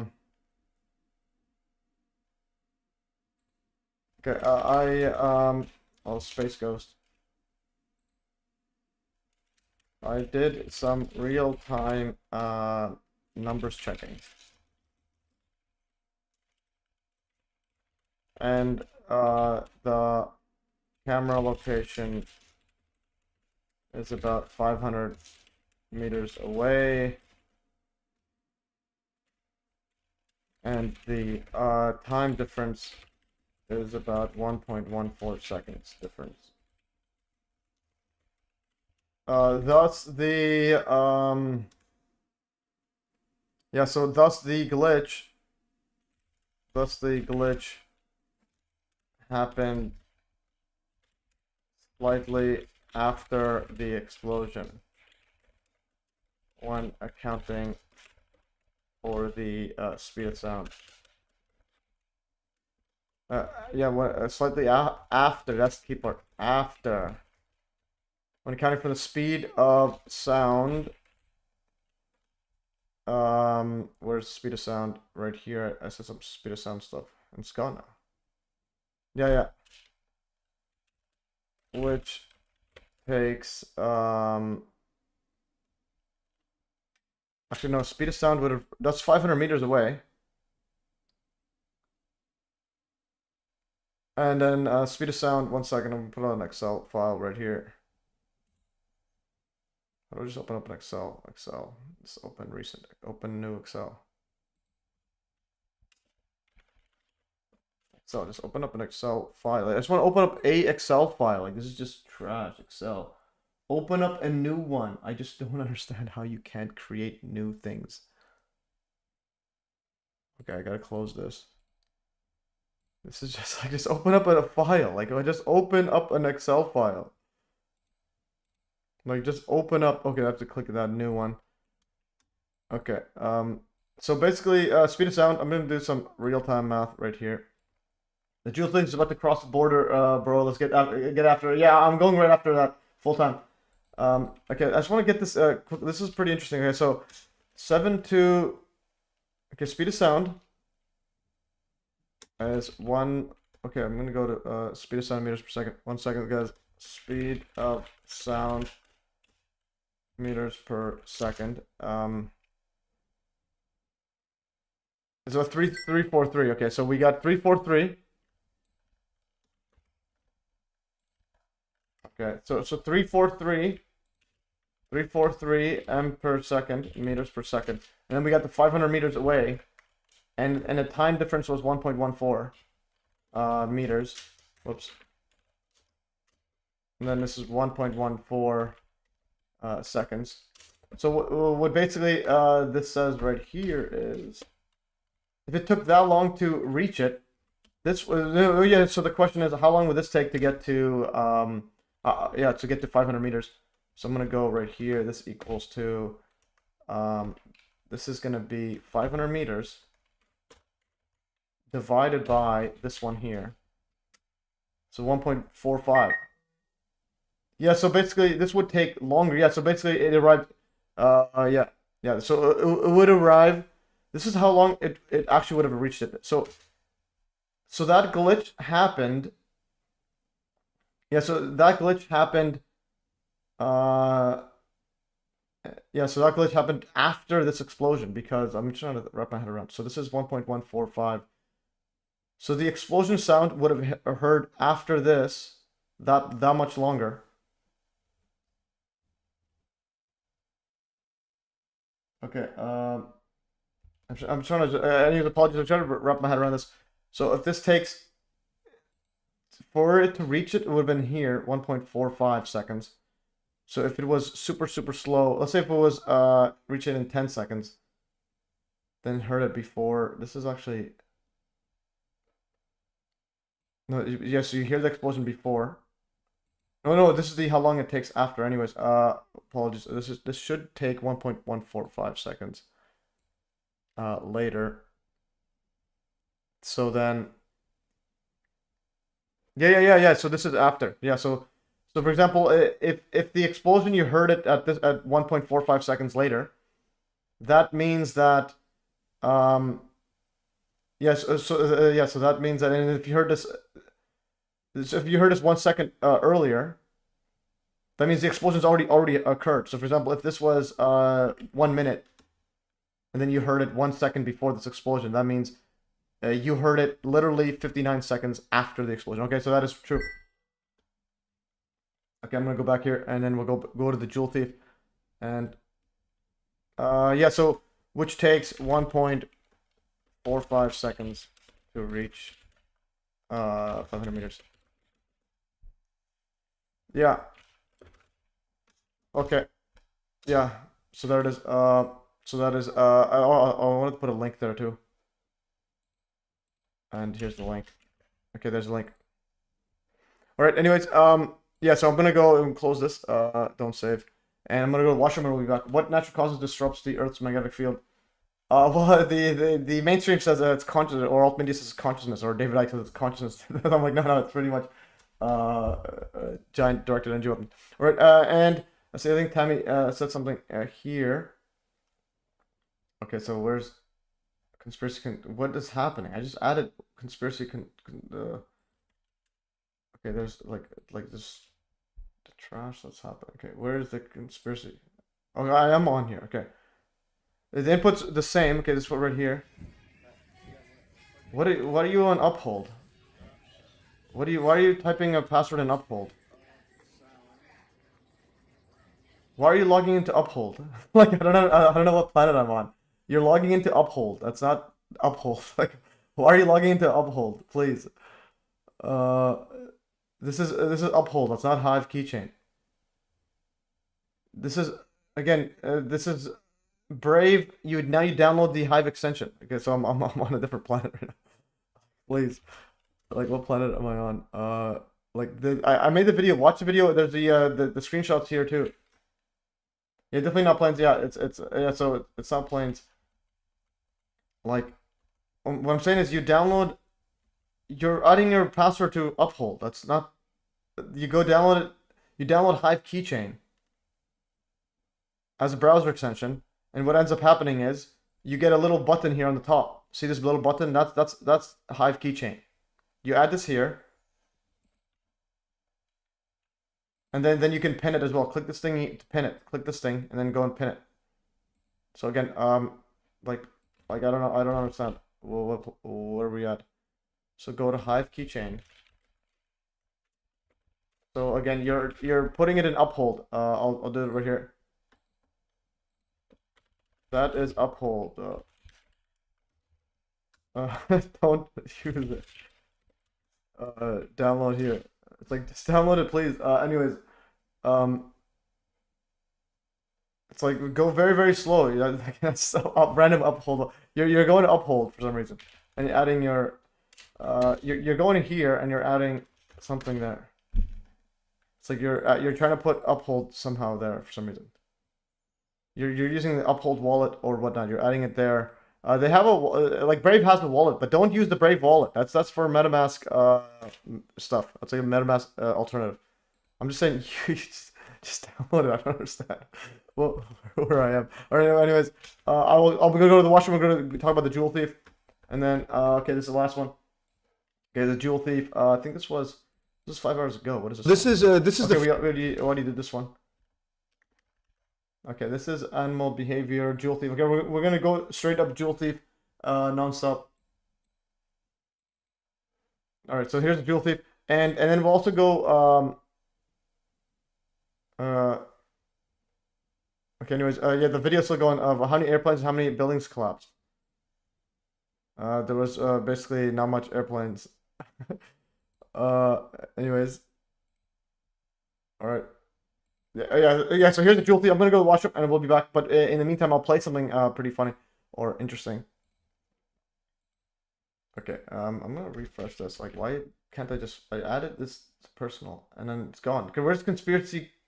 What is happening? Edit. I added conspiracy. Like, I literally added.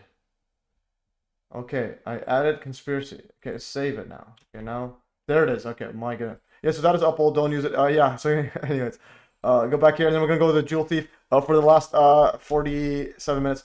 And so, anyways, here's me. I got a free burger at the burger thingy for getting the tomato mRNA injection. I do want to play a video. I want to play something to watch. Yeah, this is a water bridge. Why does it go big screen? Just getting a phone call. Hello? Okay, I'm gonna play this and go.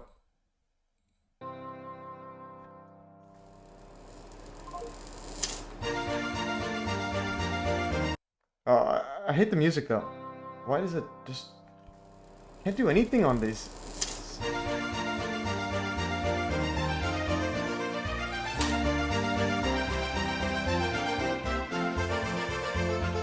Research continues, of course, even when no immediate benefit is expected.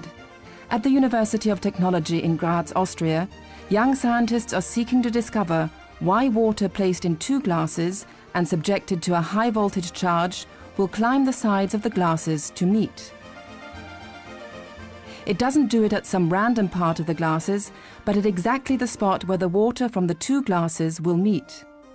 If one moves the glasses away from each other, the water creates a hanging bridge that can be up to 2 centimeters long. So far, even the world's greatest scientists have been unable to explain the phenomenon. So far, there is not even a theory about the sensational behavior of the water.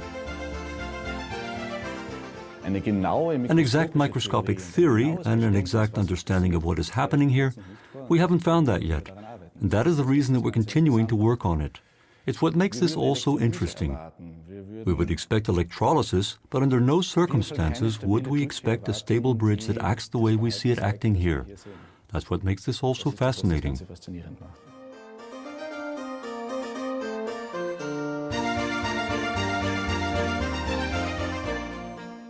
A half hour later, the bridge fatigues and collapses. Alright, I'm back. Hopefully you like that. I stopped it before in case I get any copyright claim. I just hate that they have music just to, because I don't know if they're going to copyright claim or whatnot. And again, that's why I like 3Speak. And it's like, it's just, to make it bigger, it hides the controls there. Like, who designed this trash? Anyways, so that's a water bridge. Pretty amazing. So put high voltage charge on both sides, and then just makes a bridge. And apparently that's unknown somehow. Water bridge, high voltage charge. And then we're gonna go over to the Joule thief, and then I'll see how it connects with the Bedini motor. Yes, I have the Bedini motor test right there, and apparently the guy who told me to buy it is now he's saying that Bedini is controlled opposition. Water bridge. Where is this going? Wikipedia water thread experiment. The water thread experiment. Water thread experiment is a phenomenon that occurs between two containers of deionized water placed on an insulator or connected by a thread. Then a high voltage. When two containers of deionized water are placed in an insulator are connected by a thread. Is there a thread? Then a high voltage positive charge is applied to one container and a negative charge to the other. At a critical voltage, an unsupported water liquid bridge is formed between the containers, which will remain even when they are separated. So, but where's the thread though? The phenomenon was first reported in 1893 in a public lecture by British engineer William Armstrong. The bridge, as observed, is in a typical configuration has a diameter of 1 to 3 millimeters, so the bridge remains intact when pulled as far as 25 millimeters and remains stable up to 45 millimeters. Surface temperature also rises from initial support surface that cause. Although the phenomenon still needs to be studied further, the scientific community agrees that the surface polarization at the water surface when a high tangent electric field is applied is responsible for the extraordinary stability of the system, which has been confirmed via experiments, theories, and simulations.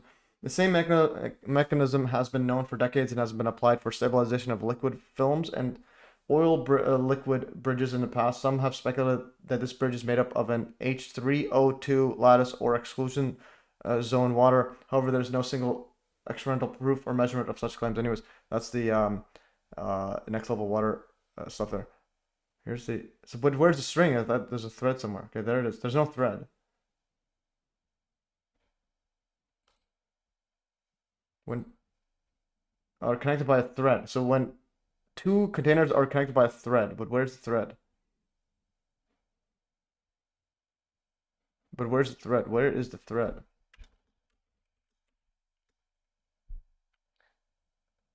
Along the thread over the glass walls and forms up. Okay, so apparently it's connected with a thread somehow. Water thread experiment. Go back. Actually, go back like this. So we'll get to the Joule. This is related to the Joule thief because it's magic. Yeah, how does this work? Water thread experiment. Do you need a thread? Why does nobody tell there's a thread?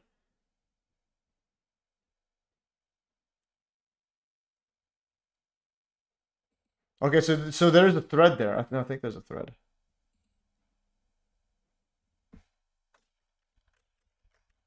Okay, we'll go to the water thread experiment.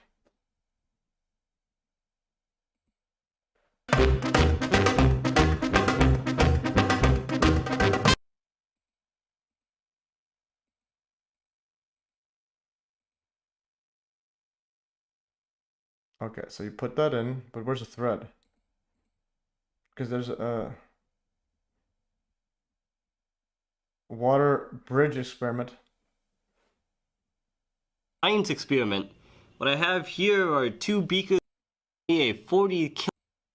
We're gonna make water walk on air. Okay, so there's no actual thread. Oh, there is a thread. Where is the thread?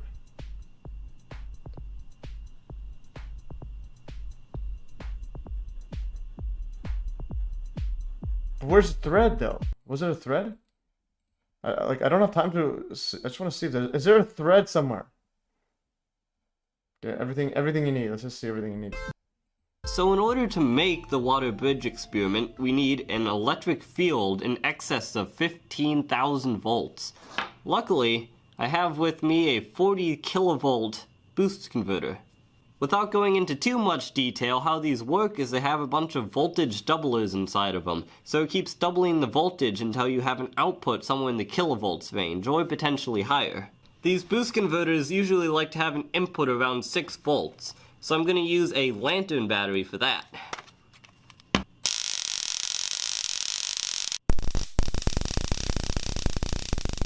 The only other thing on our shopping list is water. pure water, which means it can't have any minerals or ions dissolved in it, which is appropriately named deionized water. I filled two 800 milliliter beakers with the deionized water, and I put the pouring part, what's that called? It's, no, it's not a, you know, it's this part.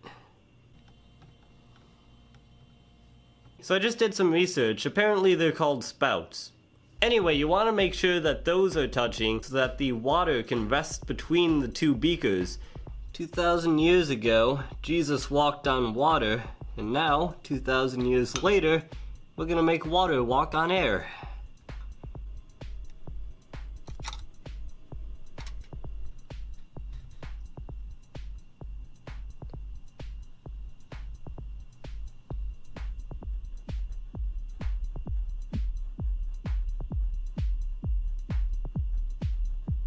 Alright, so it is, but there's no thread though, so why is it saying thread?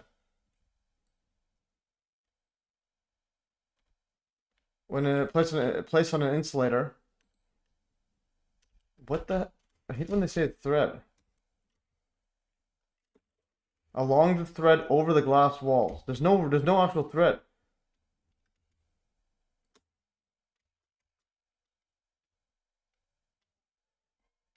Water threads? Wait, I'm gonna ask Grok quickly. Like, this is just like, I don't understand that I've never seen anything with a thread there. Why is it saying thread? Does the water bridge experiment need a thread across where the beakers like, yeah, across where the beakers are necessarily connected? Okay. Does not require physical thread or any other meter between it. The phenomenon relies on a strong... Okay, so there's none there. Why does Wiki say thread here? Water thread experiment. What is going on here? I don't understand. Why is there a thread and then there's no thread? Is Wikipedia just like lying to our face?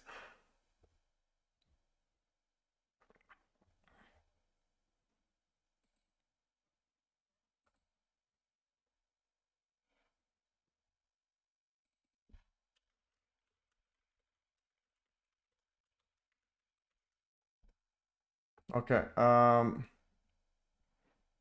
was mentioned, which can cause this reference stems from historical accounts of the experiment, particularly the first documentation. Let's see.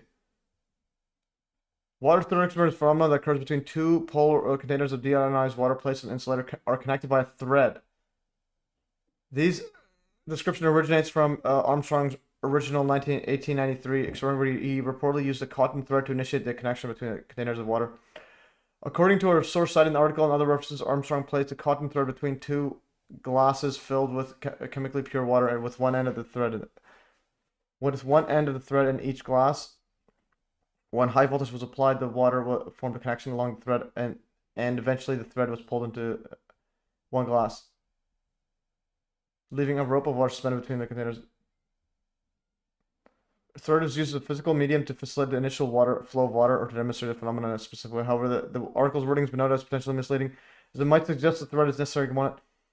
Thread is not a requirement of the bridge to form in the modern context. It likely serve as a practical way to establish an initial water connection or guide the water. Okay, so you don't actually need it. No physical thread is needed, and so on. Alright, so that's what I wanted there. I'm going to copy this and paste it. We're going to go into the Joule thief and levitation. This guy, decent. There's no actual thread is needed. And okay, cold electricity, radiant energy, 0 demo. Okay, we'll do. Anyways, I'm going to go to Joule thief and we'll see this as well. Warning, please do not try this at home. I think I may have seen something like this. See a little in series with Comments turned off. Anyways, The fluorescence? not. Can you see the fluorescence already? Yeah. Anyways, I will have a look at this. I sent a link under this live stream conversation. Yeah, I saw that there. But I want to see. I'm gonna go over to the Joule Thief quickly. So we got the water set up. Okay, it's basically the old one used a thread, but wasn't needed. Some other stuff, but you don't need it. You don't need the thread. Yeah. So again, this sound right here is this glitch happened after the after the explosion, because the explosion was 1.5 seconds earlier, and then the explosion sound. Yeah, it was 1.5 seconds earlier. But then the glitch picked up 1 second before the sound is heard. So in other words, the explosion already occurred. All right, I'm gonna go back here. Close some stuff. This is the advanced Earth one, and I'm gonna go to the Joule Thief, and then we'll do the water. The other one if we have time. Well, if we have time, we'll go over the cold electricity. But I'm going to go over the Joule Thief. So here is a Joule Thief, what it does. Unusual parts. So here's a Joule Thief. I think someone else had extract energies from battery as low as this. So here's a Joule Thief. See, this is...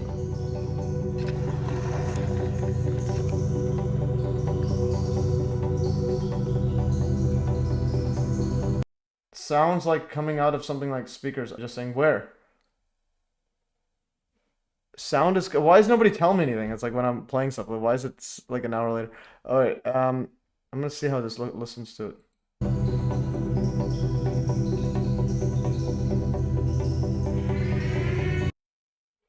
It should be in my ear.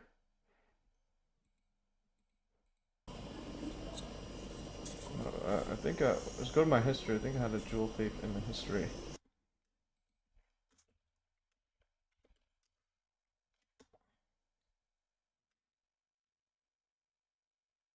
Yeah, this is okay. This is the plated. Well, explain how a Joule Thief is. So this guy is running Joule Thief circus. Here's a Joule Thief. Sounds pretty good. Okay.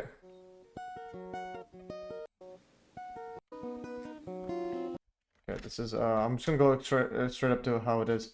So here is Joule Thief. Here's multiple ones here. Here's one video, and then here's another one. So you could play video. You could play things. I think this guy was had a good setup. Hi gang, I'm going to explain how a basic Joule Thief circuit works. Briefly, for those of you who don't know what that is, it's a circuit that allows a battery to light an LED, even if the battery doesn't have enough voltage to light that LED.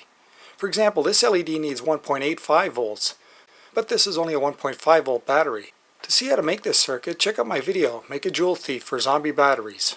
So on with how... So it's called Joule Thief because you can literally steal extra joules, extra energy from batteries that either are dead or not strong enough for your application. So basically, this little setup can extract energy. Like you can utilize batteries that are dead or weak by basically building up extra voltage using this coil setup. So on with how it works. Here's the circuit with its few parts: a AA 1.5 volt battery, a resistor, a transistor, and an LED. There's also this ferrite toroid with two coils of wire wrapped around it. In this case, one coil has red insulated wire and the other has green insulated wire. Okay, so here's the key part. So you have this coil, it's like an iron donut, and then it has two coils. But you have this red one going in around this way. Basically goes in like this and around, and now you have one coming from the resistor around here on the other side. So you have two different windings around this coil. So keep that in mind. Ferrite, yeah, basically, it's just like iron, lead, or whatnot. Toroid core wrapped with two coils of wire. When it starts up, voltage from the battery is across the resistor, green wire coil, and the base and emitter of the transistor. Now, some of you may not be familiar with transistors, so let me explain them a bit. All right, so basically, it's saying that when you connect them, it connects from here to here. Yeah, so it connects these two. So the question is, why doesn't it go through this one? Well, this one is off right now. Okay, so yeah, it goes to this little this is for what is it called? What does it call that? This is an emitter. Okay, now let's see what that's called.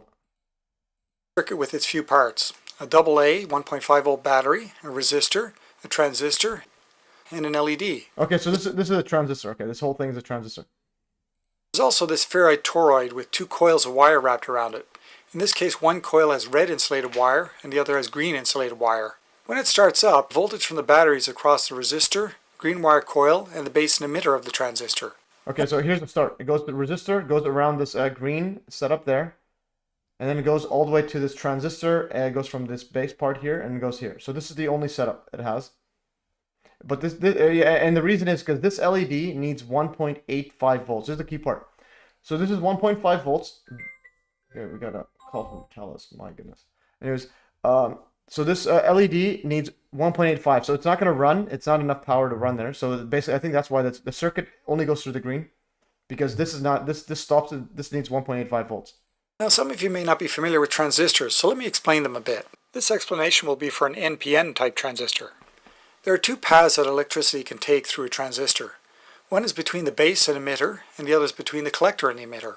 But this path between the collector and emitter is closed unless there's enough voltage across the base and emitter path. Basically, the path between the base and emitter controls the path between the collector and emitter. Okay, so let's see that again. It's a pretty good explanation. Okay, so this one, the voltage can go through here, through the transistor, or through here if the voltage is high enough. But this path, one is between the base and emitter, and the other is between the collector and the emitter.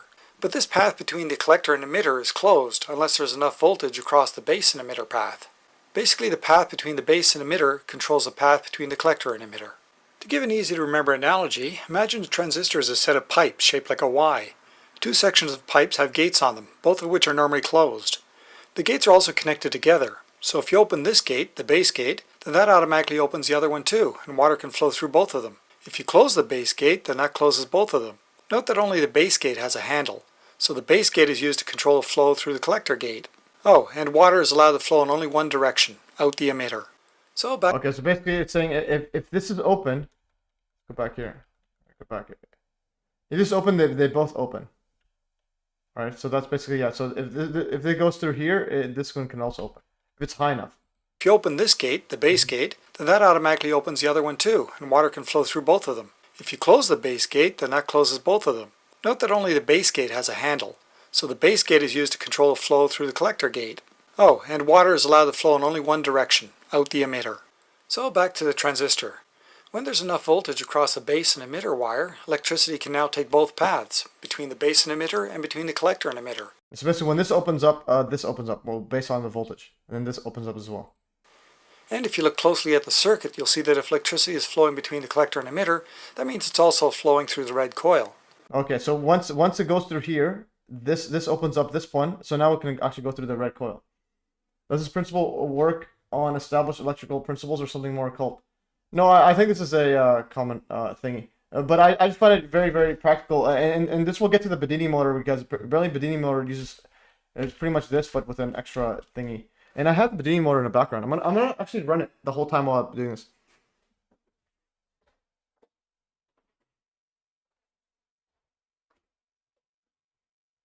All right. So here's the Bedini motor.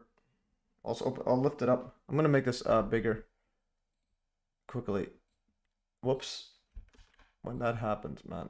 Okay, so there is my face. Okay, so here is the Bedini motor. Okay, so here's the Bedini motor. Turn it around. So here is the Bedini motor. All right, it only goes I think clockwise, only way to spin. Anyways, I'm gonna have it running the entire time in the background. Okay.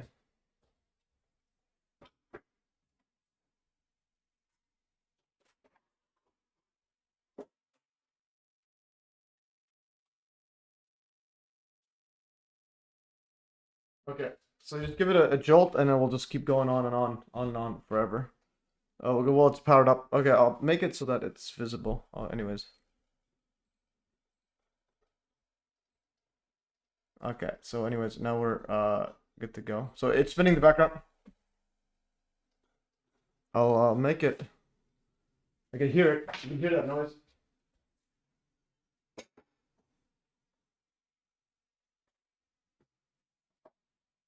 Right, but the circuit isn't set up to to charge anything right now. So there it is. It's spinning in the background somehow. Okay, so it's spinning. I can hear it in the background. You can hear it. I just keep it there for this whole setup there. Anyways, go back to the Joule thief. Okay, so this transistor, once voltage is enough in here, this opens up. It's making a going pretty fast. So yeah. Anyway, so that's pretty cool. So we'll see how long it lasts. And then basically, yeah. So then, when this opens up, now you have current from going basically 2 loops: the red one and the green one. Okay, anyways, split. But what about the LED? The LED red between the collector and emitter, that means it's also flowing through the red coil. But what about the LED? In order for the LED to light up, it needs a certain minimum voltage, 1.85 volts in this example. Since we have only a 1.5 volt battery, the LED doesn't.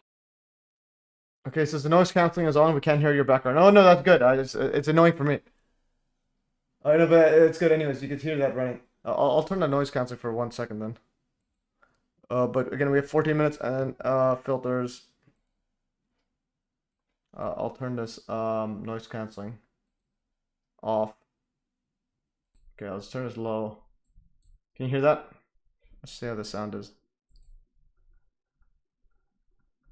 Probably can't even. I'll just actually I'll just turn this one off. Okay, this is. I'm gonna go. Oh, that's how you do it. Okay, that's off. It's off now. And then turn it back on. Okay. Anyways, yeah, that's how you do it. Okay, so closed. All right. Anyways, so basically this needs 1.85 volts, so it's not gonna turn on. And now it does some magic stuff. Light up yet. So now let's look at the 2 coils. You may not have noticed this in the diagram, but the 2 coils are connected to the circuit in such a way that they oppose each other. You can tell because the end of the red coil that's connected to the positive of the battery is here, but the end of the green coil that's also connected to the positive of the battery is over here. So okay, yeah, so it's connected in opposite endpoints there. There's the green, there's the red. For the red coil, electrical current will flow this way, and for the green coil, current will flow this way. Okay, yeah, so basically this goes around this way. And if this is the end point or the end, I'm trying to think. Wait, why would the coil? Okay, yeah, basically this goes inwards this way. This goes in this and out this way. Okay, yeah, basically this goes in this way, out this way. This one goes in and out the other side. Okay. Clearly they're opposing each other. Note that I'm talking about conventional current here, not electron current. When you run electrical current through a coil like this, that creates a magnetic field around the coil. Yeah, so basically you're going to have magnetic fields that oppose each other here. Notice that wherever the coil is around the ferrite core, the magnetic field is entirely inside the coil. Both coils create magnetic fields, but the one created by the red coil is the strongest one, so we'll pay attention to it only. Okay, so this one is stronger because it doesn't have the resistor there. An interesting feedback happens during the time that the red coil is creating a magnetic field. That changing magnetic field induces a voltage in the green coil. What's good is that the voltage is in the right direction to add to the voltage already being... Okay, so if it's in the opposite direction for the current, yeah, because when you have the one principle is when you have a magnetic field or just current around a coil, it induces a magnetic field according to mainstream physics, which opposes the direction of current. But then the thing is, this is in the opposite direction, so the current's already opposite, so it's gonna go in the direction of the current that you want it to go. So this red one, when you induce a magnetic field, it's gonna create increased current or voltage in this green one here. Provided by the battery, and increasing its voltage also increases its current. Now remember, the green wire is the one that runs to the transistor's base and emitter. Increasing that current forces the gate open wider. That opens the gate for the collector. Yeah, so when this opens up wider, this opens up wider as well. To emitter wider, which allows more current to flow through the red wire. And remember, the red wire is also the red coil. So that increased current makes the magnetic field stronger, which results in a stronger voltage in the green wire in the direction that helps the current in the green wire, which opens the gate still wider, and so on. The end result is a feedback that causes transistor gates to shoot fully open very fast. But still our LED isn't lit.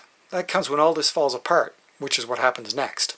At this point, one of a few different things can happen to cause this whole process to reverse. If the battery voltage is above around 0.75 volts, then the magnetic field can be built up in the ferrite core to a point where the core can't allow it to build up anymore. We say the core is saturated. At this point, there's no more changing magnetic field, and so all that nice induced voltage that was adding to the battery voltage for the green wire vanishes. And without that voltage, the gate between the base and emitter starts to close, and when it does, the gate between the collector and emitter also starts to close. And so the whole process begins to reverse. Since the doors are closing, there's no longer sufficient current to maintain the magnetic field. It collapses. And when it does, a similar feedback to the one that happened before occurs. That collapsing magnetic field is in the opposite direction of what it was before. Just as before, the changing magnetic field induces a voltage in the green wire, but this time it's in the direction that subtracts from the battery voltage. This helps to close the transistor gate between the base and the emitter, causing it to close even faster. And of course that also closes the gate. We're going back here. So yeah, basically, yeah, so once it gets saturated, it's not building up a magnetic field anymore. So then it's going to be, the voltage is going to drop. I'm going to go back to have this minus again. I got days off. I'm going to sit down. But yeah, this is, I think I'm going to order one if I can find one on Amazon. Let's order one right now. And then test it out. To maintain sufficient current close. And so the whole process begins to reverse. Since the doors are closing, there's no longer sufficient current to maintain the magnetic field. It collapses. And when it does, a similar feedback to the one that happened before occurs. That collapsing magnetic field is in the opposite direction of what it was before. Just as before, the changing magnetic field induces a voltage in the green wire, but this time it's in the direction that subtracts from the battery voltage. Okay, so now it's collapsing, and then basically, instead of it basically goes in reverse mode. Instead of adding to this one, it's subtracting from it. This helps to close the transistor gate between the base and the emitter, causing it to close even faster. And of course that also closes the gate between the collector and emitter. Both gates quickly slam shut. So they all close. Basically, initially it get high voltage in here, to open it all up, and now it closes. And now we're just left with that voltage to go nowhere but this LED. The collapsing magnetic field also drives a current through the red wire. With the gate between the collector and the emitter closed, that current takes the other path, to the LED, creating a voltage across the LED. At first it's not strong enough to turn it on, but as the magnetic field collapses really fast, there's even more current and a faster rising voltage for the LED. And so the LED quickly lights up brightly.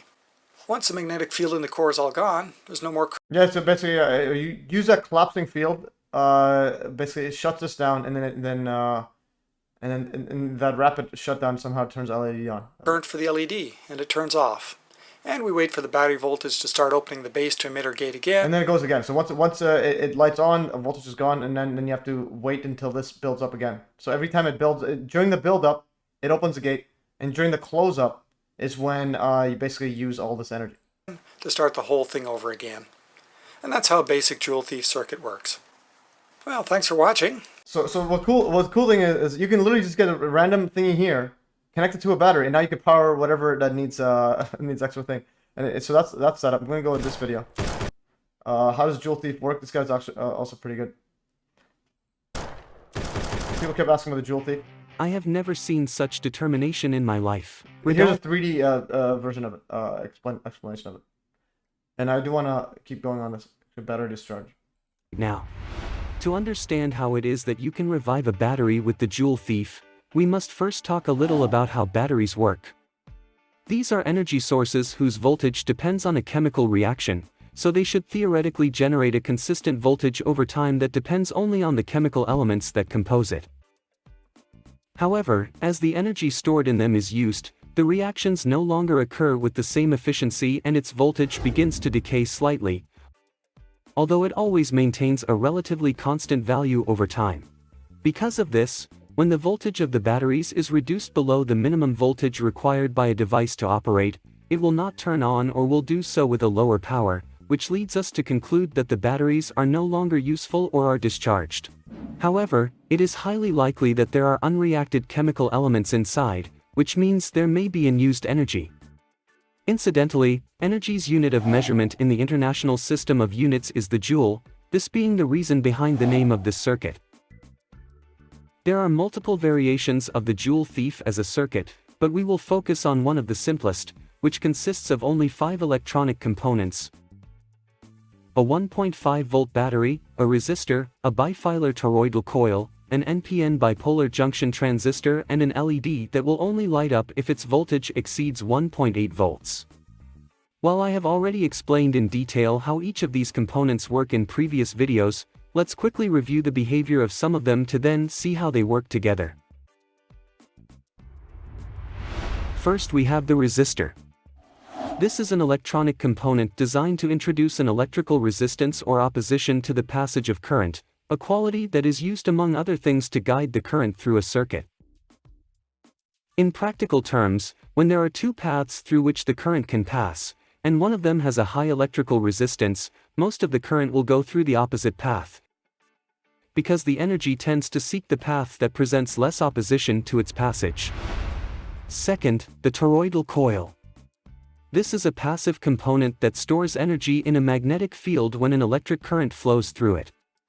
When a current passes through a coil, it starts to generate a magnetic field, and due to Faraday and Lenz's law, this field induces a voltage in the opposite direction to the current that generated it. At a certain point, the magnetic field will stop growing, that is, it will become constant in the transistor and will cease to induce a voltage on the inductor, making its operation similar. This field is a magnetic field when an electric current flows through it. When a current passes through a coil, it starts to generate a magnetic field, and due to Faraday and Lenz's law, this field induces a voltage in the opposite direction to the current that generated it. Yeah, so that's basically where this extra voltage is coming in. So when you have a coil there, it creates, when you have a loop of current around a coil, it creates an opposite voltage. At a certain point, the magnetic field will stop growing, that is, it will become constant in the transistor and will cease to induce a voltage on the inductor, making its operation similar to that of a simple wire.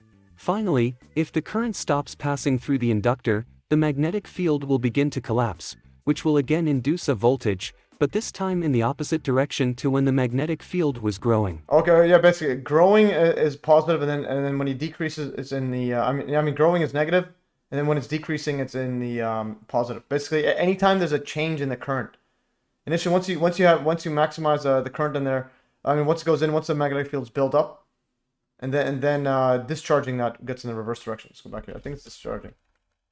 The inductor, the magnetic inductor, the current stops passing through the inductor, the magnetic field, the voltage on the inductor, making its operation similar to that of a simple wire.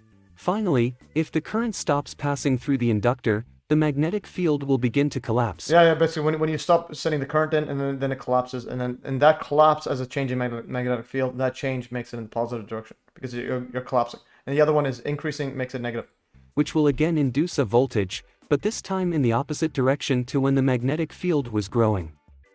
For the particular case of this circuit, the toroidal coil is also bifilar, that is, the coil is composed of two electrically insulated wires that share the same magnetic field.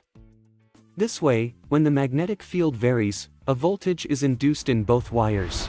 And third, the NPN bipolar junction transistor. This component has three terminals: the collector, the emitter, and the base. In simple terms, we can imagine this component as a switch for the current, in which the base controls the amount of current that can pass between the collector and the emitter. In this way, if there is no current in the base, the connection between the collector and the emitter acts as an open switch, while if current passes through the base, the connection between the collector and the emitter acts as a closed switch that does allow the passage of current, which also increases proportionally to the current reaching the base, at least within a certain range of values. Now that we have a better understanding, Especially that base one is just a switch. It needs current for current to go the other way. Of each component, let's look at how they all work together to create a Joule thief. When connecting a battery and running the circuit, the current could take two possible paths. Path A, which goes through the resistor, the inductor, and the base of the transistor, or Path B, which goes through the inductor and is further subdivided into two possible options, the collector of the transistor or the LED. As of now, to facilitate the understanding of the circuit, we will ignore the effect of the toroidal inductor.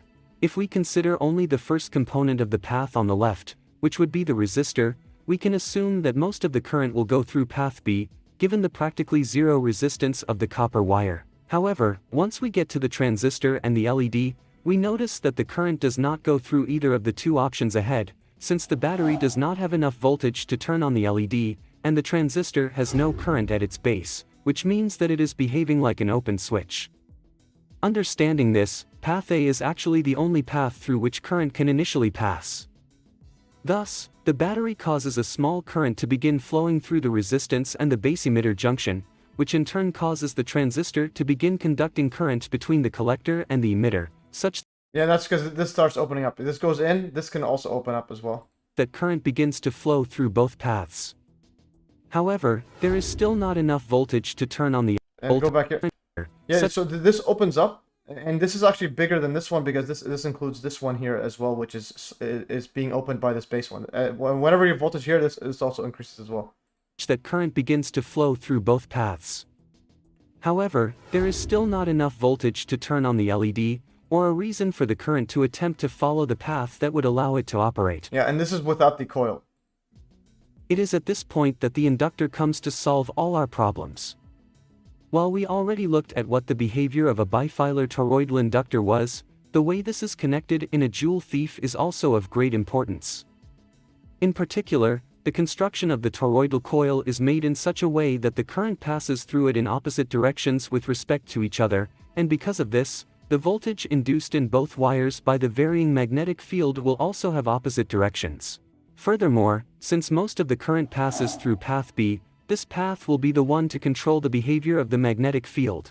So, starting with the circuit off, as the magnetic field begins to build up in the inductor due to the passage of current through path B, a voltage will be generated in the opposite direction to the passage of current in this path, and a voltage that is added to that already existing in the path A. Yeah, This yeah. increase So this is the key part. So it's when this one goes in, you get a negative voltage, but it's and this is a positive one in the opposite loop of wire.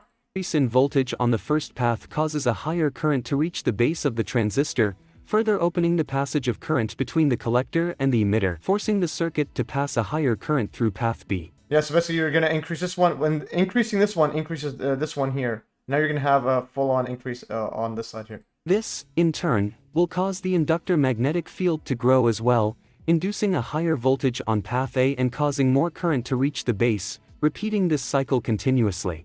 In other words, we have a positive feedback process that will cause the transistor to be turned on practically all at once, allowing current to flow through path B as if it were a closed switch. So far so good, but what about the LED? Unfortunately, we still don't have enough voltage to turn it on yet. The magic happens when the magnetic field of the inductor stops growing and becomes constant. When this happens, a voltage is no longer induced on both windings of the toroidal coil, which causes the current reaching the base of the transistor to stagnate, causing it to return to its initial state. When this process occurs... Yeah, so once it's reaches steady state, and now there's no more... go back here. Induced on both windings of... Yeah, so once it reaches steady state, this base one doesn't have the extra boosted voltage, because that's only during the change. So now this is going to be decreasing. Now this is going to be decreasing, and everything's going to reverse directions. On both windings of... when the magnetic field of the inductor stops growing and becomes constant. When this happens, a voltage is no longer induced on both windings of the toroidal coil, which causes the current reaching the base of the transistor to stagnate, causing it to return to its initial state. When this process occurs, the junction between the collector and the emitter will no longer allow the current to pass freely as it did during the feedback process, which means it no longer behaves as a closed switch. Because of this, the magnetic field will begin to reduce its size, again inducing a voltage on the windings, but now with the opposite sign. In other words, now the voltage will go in the opposite direction to the passage of current from path A, and will boost the voltage of path B. At this point, in the path the little current that reached the base, will be practically annulled with the passage of time, completely preventing the passage of current between the collector and the emitter, transforming it into an open switch. While on the other hand... Yeah, so now you're back to the open switch one, but during this collapsing magnetic field, this voltage gets added to this one, which is enough to light the LED. The only possible alternative for the current to pass through the path B is through the LED, and moreover, we no longer only have the voltage delivered by the battery, but we also have the voltage induced by the magnetic field of the inductor that is collapsing, in such a way that both together allow to reach the voltage required to turn on the LED. At this point we will have achieved our main goal of turning on the LED, however, this will not last long, because the conditions to turn on this component will only be met while the magnetic field of the inductor is being reduced, and obviously this cannot be reduced indefinitely. Once the inductor loses its entire magnetic field, it will return to the initial state of the circuit, such that the LED will turn off and a small current will pass back through the base of the transistor, repeating the whole cycle again. Moreover, because all this happens so quickly, even though the LED turns on and off continuously, to us it will seem that it is always on. Associated with this point, it is worth noting that to control the speed of switching on and off the LED, It's just a matter of using a toroidal coil with less or more inductance, being necessary to use an inductor of a few micro or milliamps to see the effect. I hope you liked this video. If you want to know more about the components of this circuit, I'm leaving a playlist with each of them explained in detail. That's all for now, and see you in the next video. Alright, so epic stuff, guys. So this is these explanations are pretty mind-bogglingly good, and we'll look at the other stuff later. But I want to continue on to compare how the Bedini motor apparently is similar to it. And this guy has the whole setup where you can charge like pretty much dead batteries. And I want to order one if I could find one. Okay, this one and this one. Put these here. These are very important stuff here. I'm gonna go see if I can buy one on Amazon. Whoops. That's why I got donate to MES. I'll fund the operation of Joule. So I don't have a background in like electronics, but I do know how to buy stuff. Get Joule Thief setup pre-built. Where's the full Joule Thief? Like Joule Thief converter booster. Joule Thief pre-built or circuit. This is the DC converter booster. That's all it is. But where's the full thingy? I want the full thing. Joule Thief.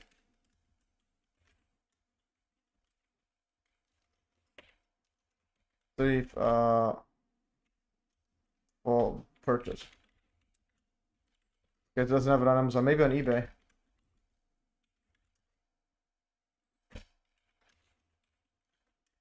So if anybody is expert on making this, just so I can test it out. Joule Thief, 3 batteries. Okay, Joule Thief there. That's already setting up. Okay, turn those on. Super efficiency Joule Thief form. So basically, you can go use a dead battery or whatever, and then just boost them up. But I want to see like actually use a circuit there. Anyways, so that'll be something to consider. If you know anything about this, buy me one, or send me one. Easy 10-step with pictures.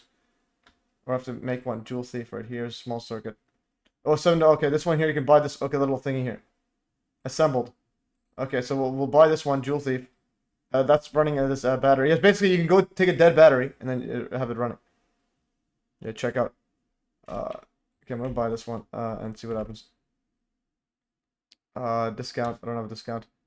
Pay with link. What in the world's link? Good news. I'll figure this out. I'll order this later. I want to go to the back of this LX LEDs. Joule Thief. Okay, Joule Thief. How much traffic does this have? Monthly visit 1.3K. So that's all right for a no-name site. All right. So Alex Plus IDs. We'll get that Joule Thief there and then test it out and so on. And there's some other powerful ones. You can make a flashlight. And so on. Joule Thief, basically, stuff like that. Anyways, we'll figure that out. And now what I want to go through is, we'll go to that radiant energy at a different time. But this guy here, I think, has a Joule ringer, uses a Joule Thief or something. 7 on the light meter. We're drawing 458 milliamps. So anyways, this guy does like a big setup, and he's powering up a whole bunch of stuff here. This is, let's go to Joule Thief. See how much he has. Joule Thief light box. This guy makes powering LED off earth battery. And so on. Real world power made easy. Joule ringer. I think he's using a Joule ringer is pretty much Joule Thief. Screw in any bulb or flip the switch on the circuit. It starts. If you disconnect the load, it goes to 0 amp. I'm going to take a 1.5 volt battery here. Yes, so you can light up a light bulb with dead batteries. So again, this guy's this channel's pretty wild. This guy also has a this guy also, just to show you guys, this guy also made a I think flying let's say flying. I think he was like flying on the fan or something. He made this full thing in here. So this full paragliding. So he made this a full electric powered paragliding. Anticipated. Oh well, let's keep experimenting. So he made this whole thing set up by Up and over. electric. Anyways, is it running yet? And this. Get paragliding. Where's the paragliding? He has a full video of him paragliding. Paragliding. Okay. Free for computing just where's the flying, man? Okay, paragliding. How do you spell gliding. Just like go to the paraglider. My goodness. But he had a longer one here. Jumping off a cliff with a paraglider. But anyways, this guy's got some electric Elevation. stuff here. Just jumps now. Okay. He's on a scooter, and then he's just flying now.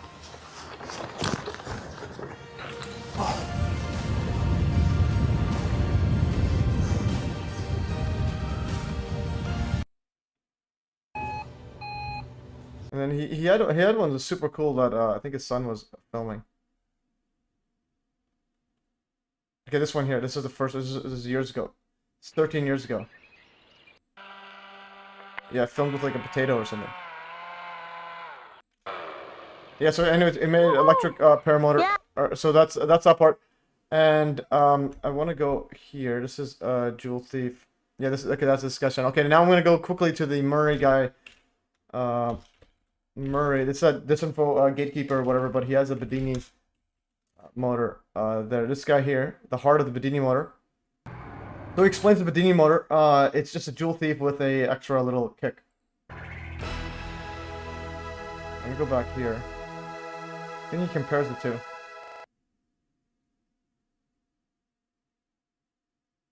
Yeah. Okay.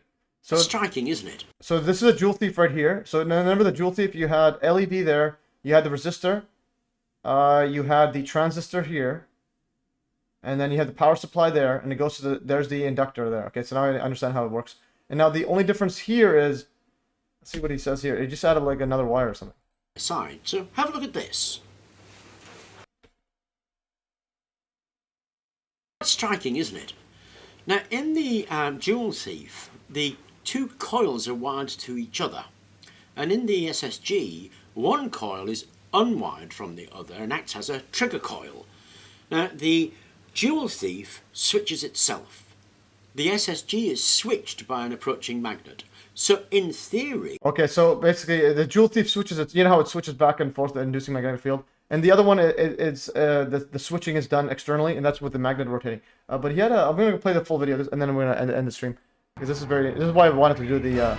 This is why I wanted to do this stream, was basically wrap my head around the Joule Thief and the Bedini motor together. Robert Murray Smith is discussing this inversion. Yeah, definitely. But he has a this Bedini motor one. He basically just discusses how it's literally just a Joule Thief, slightly modified. So again, there's a reason he's at 566,000 subscribers. It's not because he's disinfo nonstop. It's just that yeah, he's disinfo for what matters. But this is pretty good. You can see him reading other partners behind it. Yeah, possibly. Yeah, probably. But this video is pretty interesting. Right here. And this was actually randomly came across I think last lecture.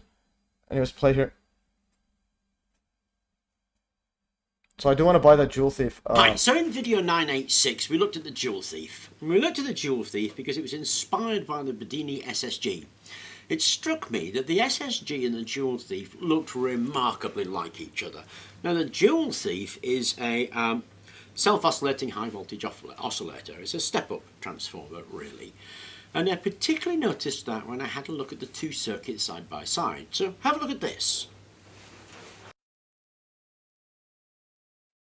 That's striking, isn't it? Now in the Joule Thief... So I'm going to go back exactly how he looks like. I'm going to take a screenshot so that we also have this in mind.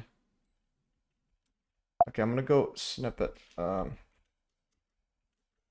Okay, so now I'm going to put this and this together. This is why I watching this one here, open split view. So we have this right here. Okay, so that is the circuit. I'm going to keep that all in mind. So this is Joule Thief on the left. This is the Bedini motor. And yes, basically, he has one coil there. This one has coils with both loops around it. And this one, I think he has, yeah, this is why, yeah, this is a setup. It has two wires around it. This one has one around it and then one, I think, connected differently. Anyways, please. Striking, isn't it? Now, in the Joule Thief, the two coils are wired to each other. And in the SSG, one coil is unwired from the other and acts as a trigger coil. Now, the Joule Thief switches itself. The SSG is switched by an approaching magnet. So in theory, all we need to do is decouple those coils at that point, move it to the negative, approach that with a magnet, and it should respond in the same way. That is, light up the LED. So yeah, so you can see right here, this one has these two wires on the Joule Thief connected in this bifiller coil. And then the Bedini, instead of having them both run together, you have it, this one separated over to here or something. So basically unwinds away. But this one, I just need to grasp exactly how that's done. But anyways, but yeah, you can see this connection here. These are connected to one point. This one is connected to separate points. So it looks like you'll have it coming in and then coming out different locations. let's have a look at that. Whereas this one has it coming in from the same location. This one is Bedini, this is Joule Thief. So here's a jumble of wires that is all that circuit held together with crocodile clips. Here's the LED lit up. There's the actual coil arrangement. There's the heart of the Joule Thief, so to speak, right there. This little mess here is where the top end of the Joule Thief coils are joined to each other, and there's the battery. Now, this wire comes from this coil here. So if I disconnect there, that lamp will go out. There we go. Now if I just put that on the negative of the battery, we have in fact formed the SSG circuit, or at least that's what I'm saying. Now, okay, so basically he's saying that if you just take one of these connections and then put it over to the other side, now you literally have a Bedini motor, or the principle of it. Wire comes from this coil here. So if I disconnect there, that lamp will go out. There we go. Now, and the thing is, which one is this? Yeah, I don't like how there's wires everywhere, but this is a Bedini motor he set up. And where's the LED? Let's go back to see if I can grasp exactly where anything is. This is the coil.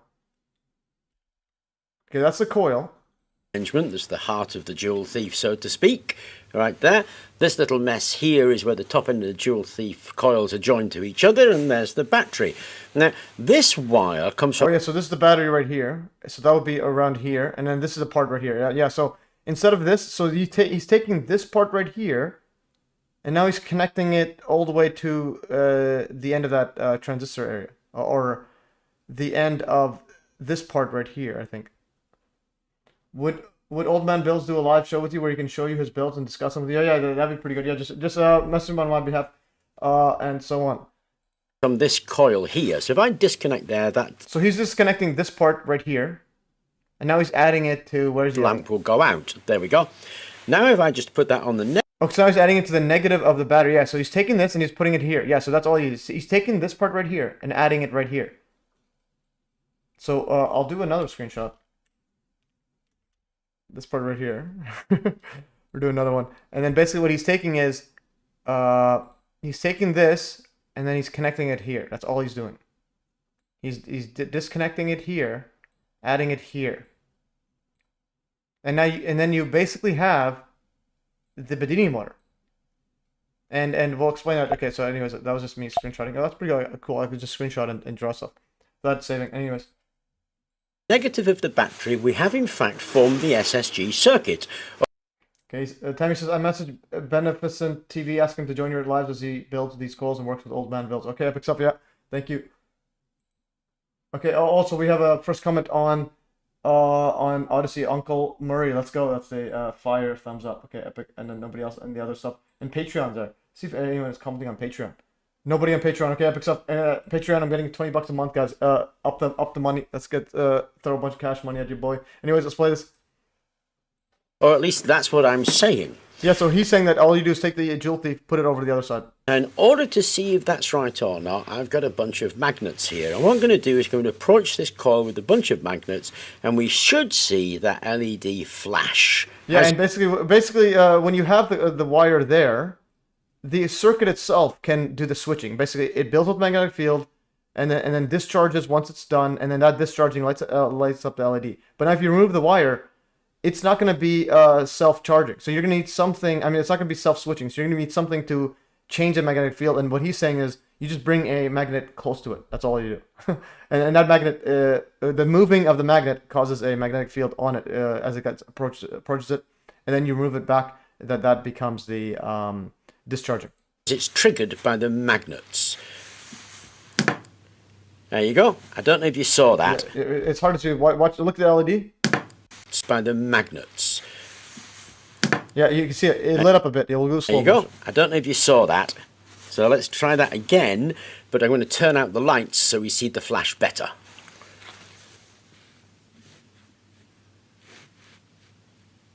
Yeah, so there it is. There There's you a go. flash. There's a flash.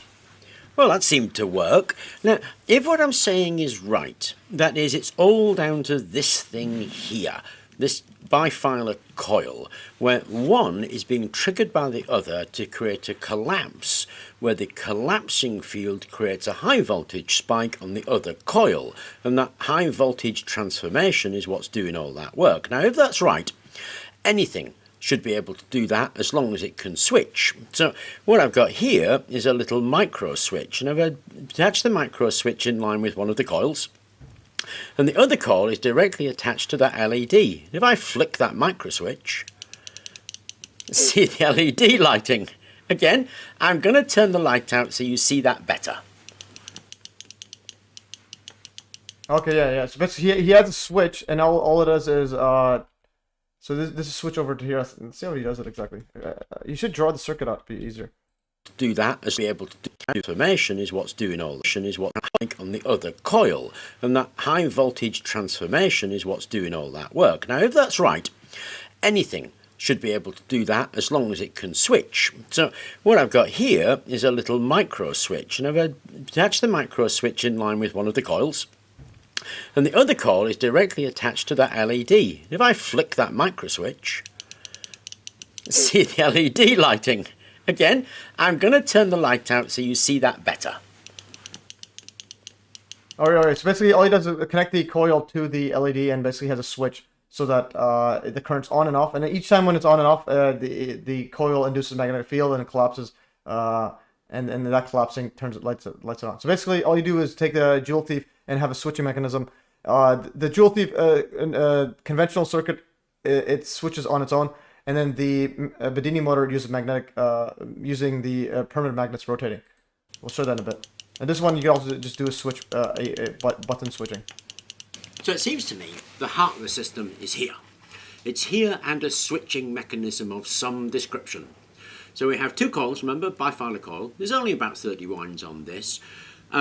We switch one coil, it collapses, drives a high voltage spike in the other coil, and that's what you're harvesting. Now, any switching arrangement, it would seem, would work. Bedini uses those rotating magnets. We did a magnet just straight against it to show magnetic switching. We use mechanical switching. We've used a transistor to switch, but any of those switching arrangements are going to work. Now, it's a good thing, not a bad thing. It's not a criticism. Remember, what I said in the previous video, if you can't replicate something using the logic but alternative methods, there's usually nothing to it. If you can replicate it using logic and alternative methods, then you're onto something. So I think it's a positive thing rather than a negative thing, okay? So the heart of the system is a method of switching, and that can be a whole range of methods of switching, a bifilar wound coil on some kind of core. And again, remember we showed it could be any kind of core, really. The rest, once you show that, is optimization. And okay, this is not going to be the best. I mean, we didn't get a particularly bright light. Switching it by hand with 30 turns. You recommended to do sort of, I think it's 850 turns or something crazy. The more turns you put on, the more you're going to see that noticeable voltage spike. This has been used for things like battery charging. Now, battery desulfonation by high frequency, high voltage pulsing is actually quite a popular method for reviving lead acid batteries. So it has applications in that.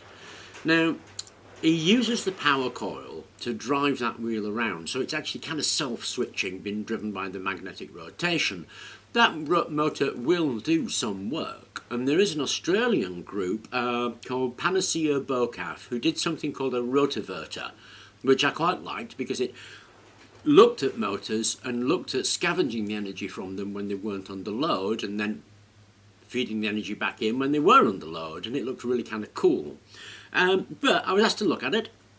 That's pretty much as I'm going to do on it, really, because I'm really only interested in investigating the logic and what can possibly work. So I hope you enjoyed the video, and thank you very much for watching. Okay, so interesting, yeah. So he basically says that's its principle, and he's not going to look at it too much. And he says there is something to it. But what's interesting is that, again, that guy's a gatekeeper. And the guy that told me about the Bedini motor and also told me to buy it and says it works. He actually messaged me recently. James said, he said, I'll be meeting on the 29th if you have any ideas what two questions to ask. So apparently he's meeting these people, and turns out Bedini and Thomas Bearden will likely control opposition if you start digging more look into Rick's, I'll have a look at James' other comments. Apparently he's gonna go meet that guy. But anyways, I wanted to just go that part to show you that it's the same thing here. So this is some fascinating stuff. So this guy's the one who told me about the Bedini motor. Now he's saying that it's likely disable, and I even told me I'm buying this one. And he says looks like there might be controlled opposition. And this guy here, and the Murray guy, which covers up the Hutchison effect and cold fusion and low energy nuclear reactions and so on. He's saying he doesn't have anything bad to say about the Bedini motor, so that's, that raises more questions, anyways. But nonetheless, Bedini motor pretty straightforward, and it's still running. I'm gonna bring it over, and just to show you that self-switching. The switching with the magnetic rotor, and then we're gonna end the stream. With the magnets.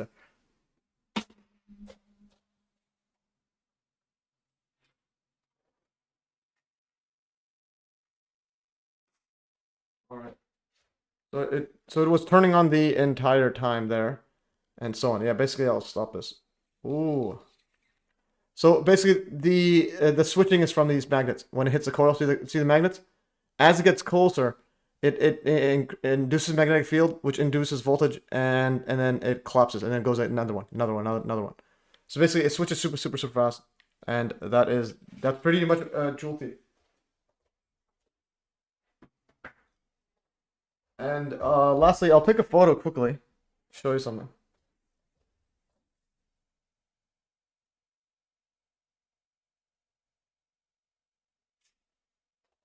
All right. And just basically show something that's pretty interesting because it's like the exact same video here. The exact same this thingy. Where's the transistor? Yeah, so this transistor, it's like the exact same one on the Bedini motor, and I'll upload this one right here. And we'll end the stream. Almost 3 hours. This is 2.5 hours. But nonetheless, this is why I forced myself to learn this, so it's in my head for future. Okay, so keep this in mind. So I'm going to screenshot.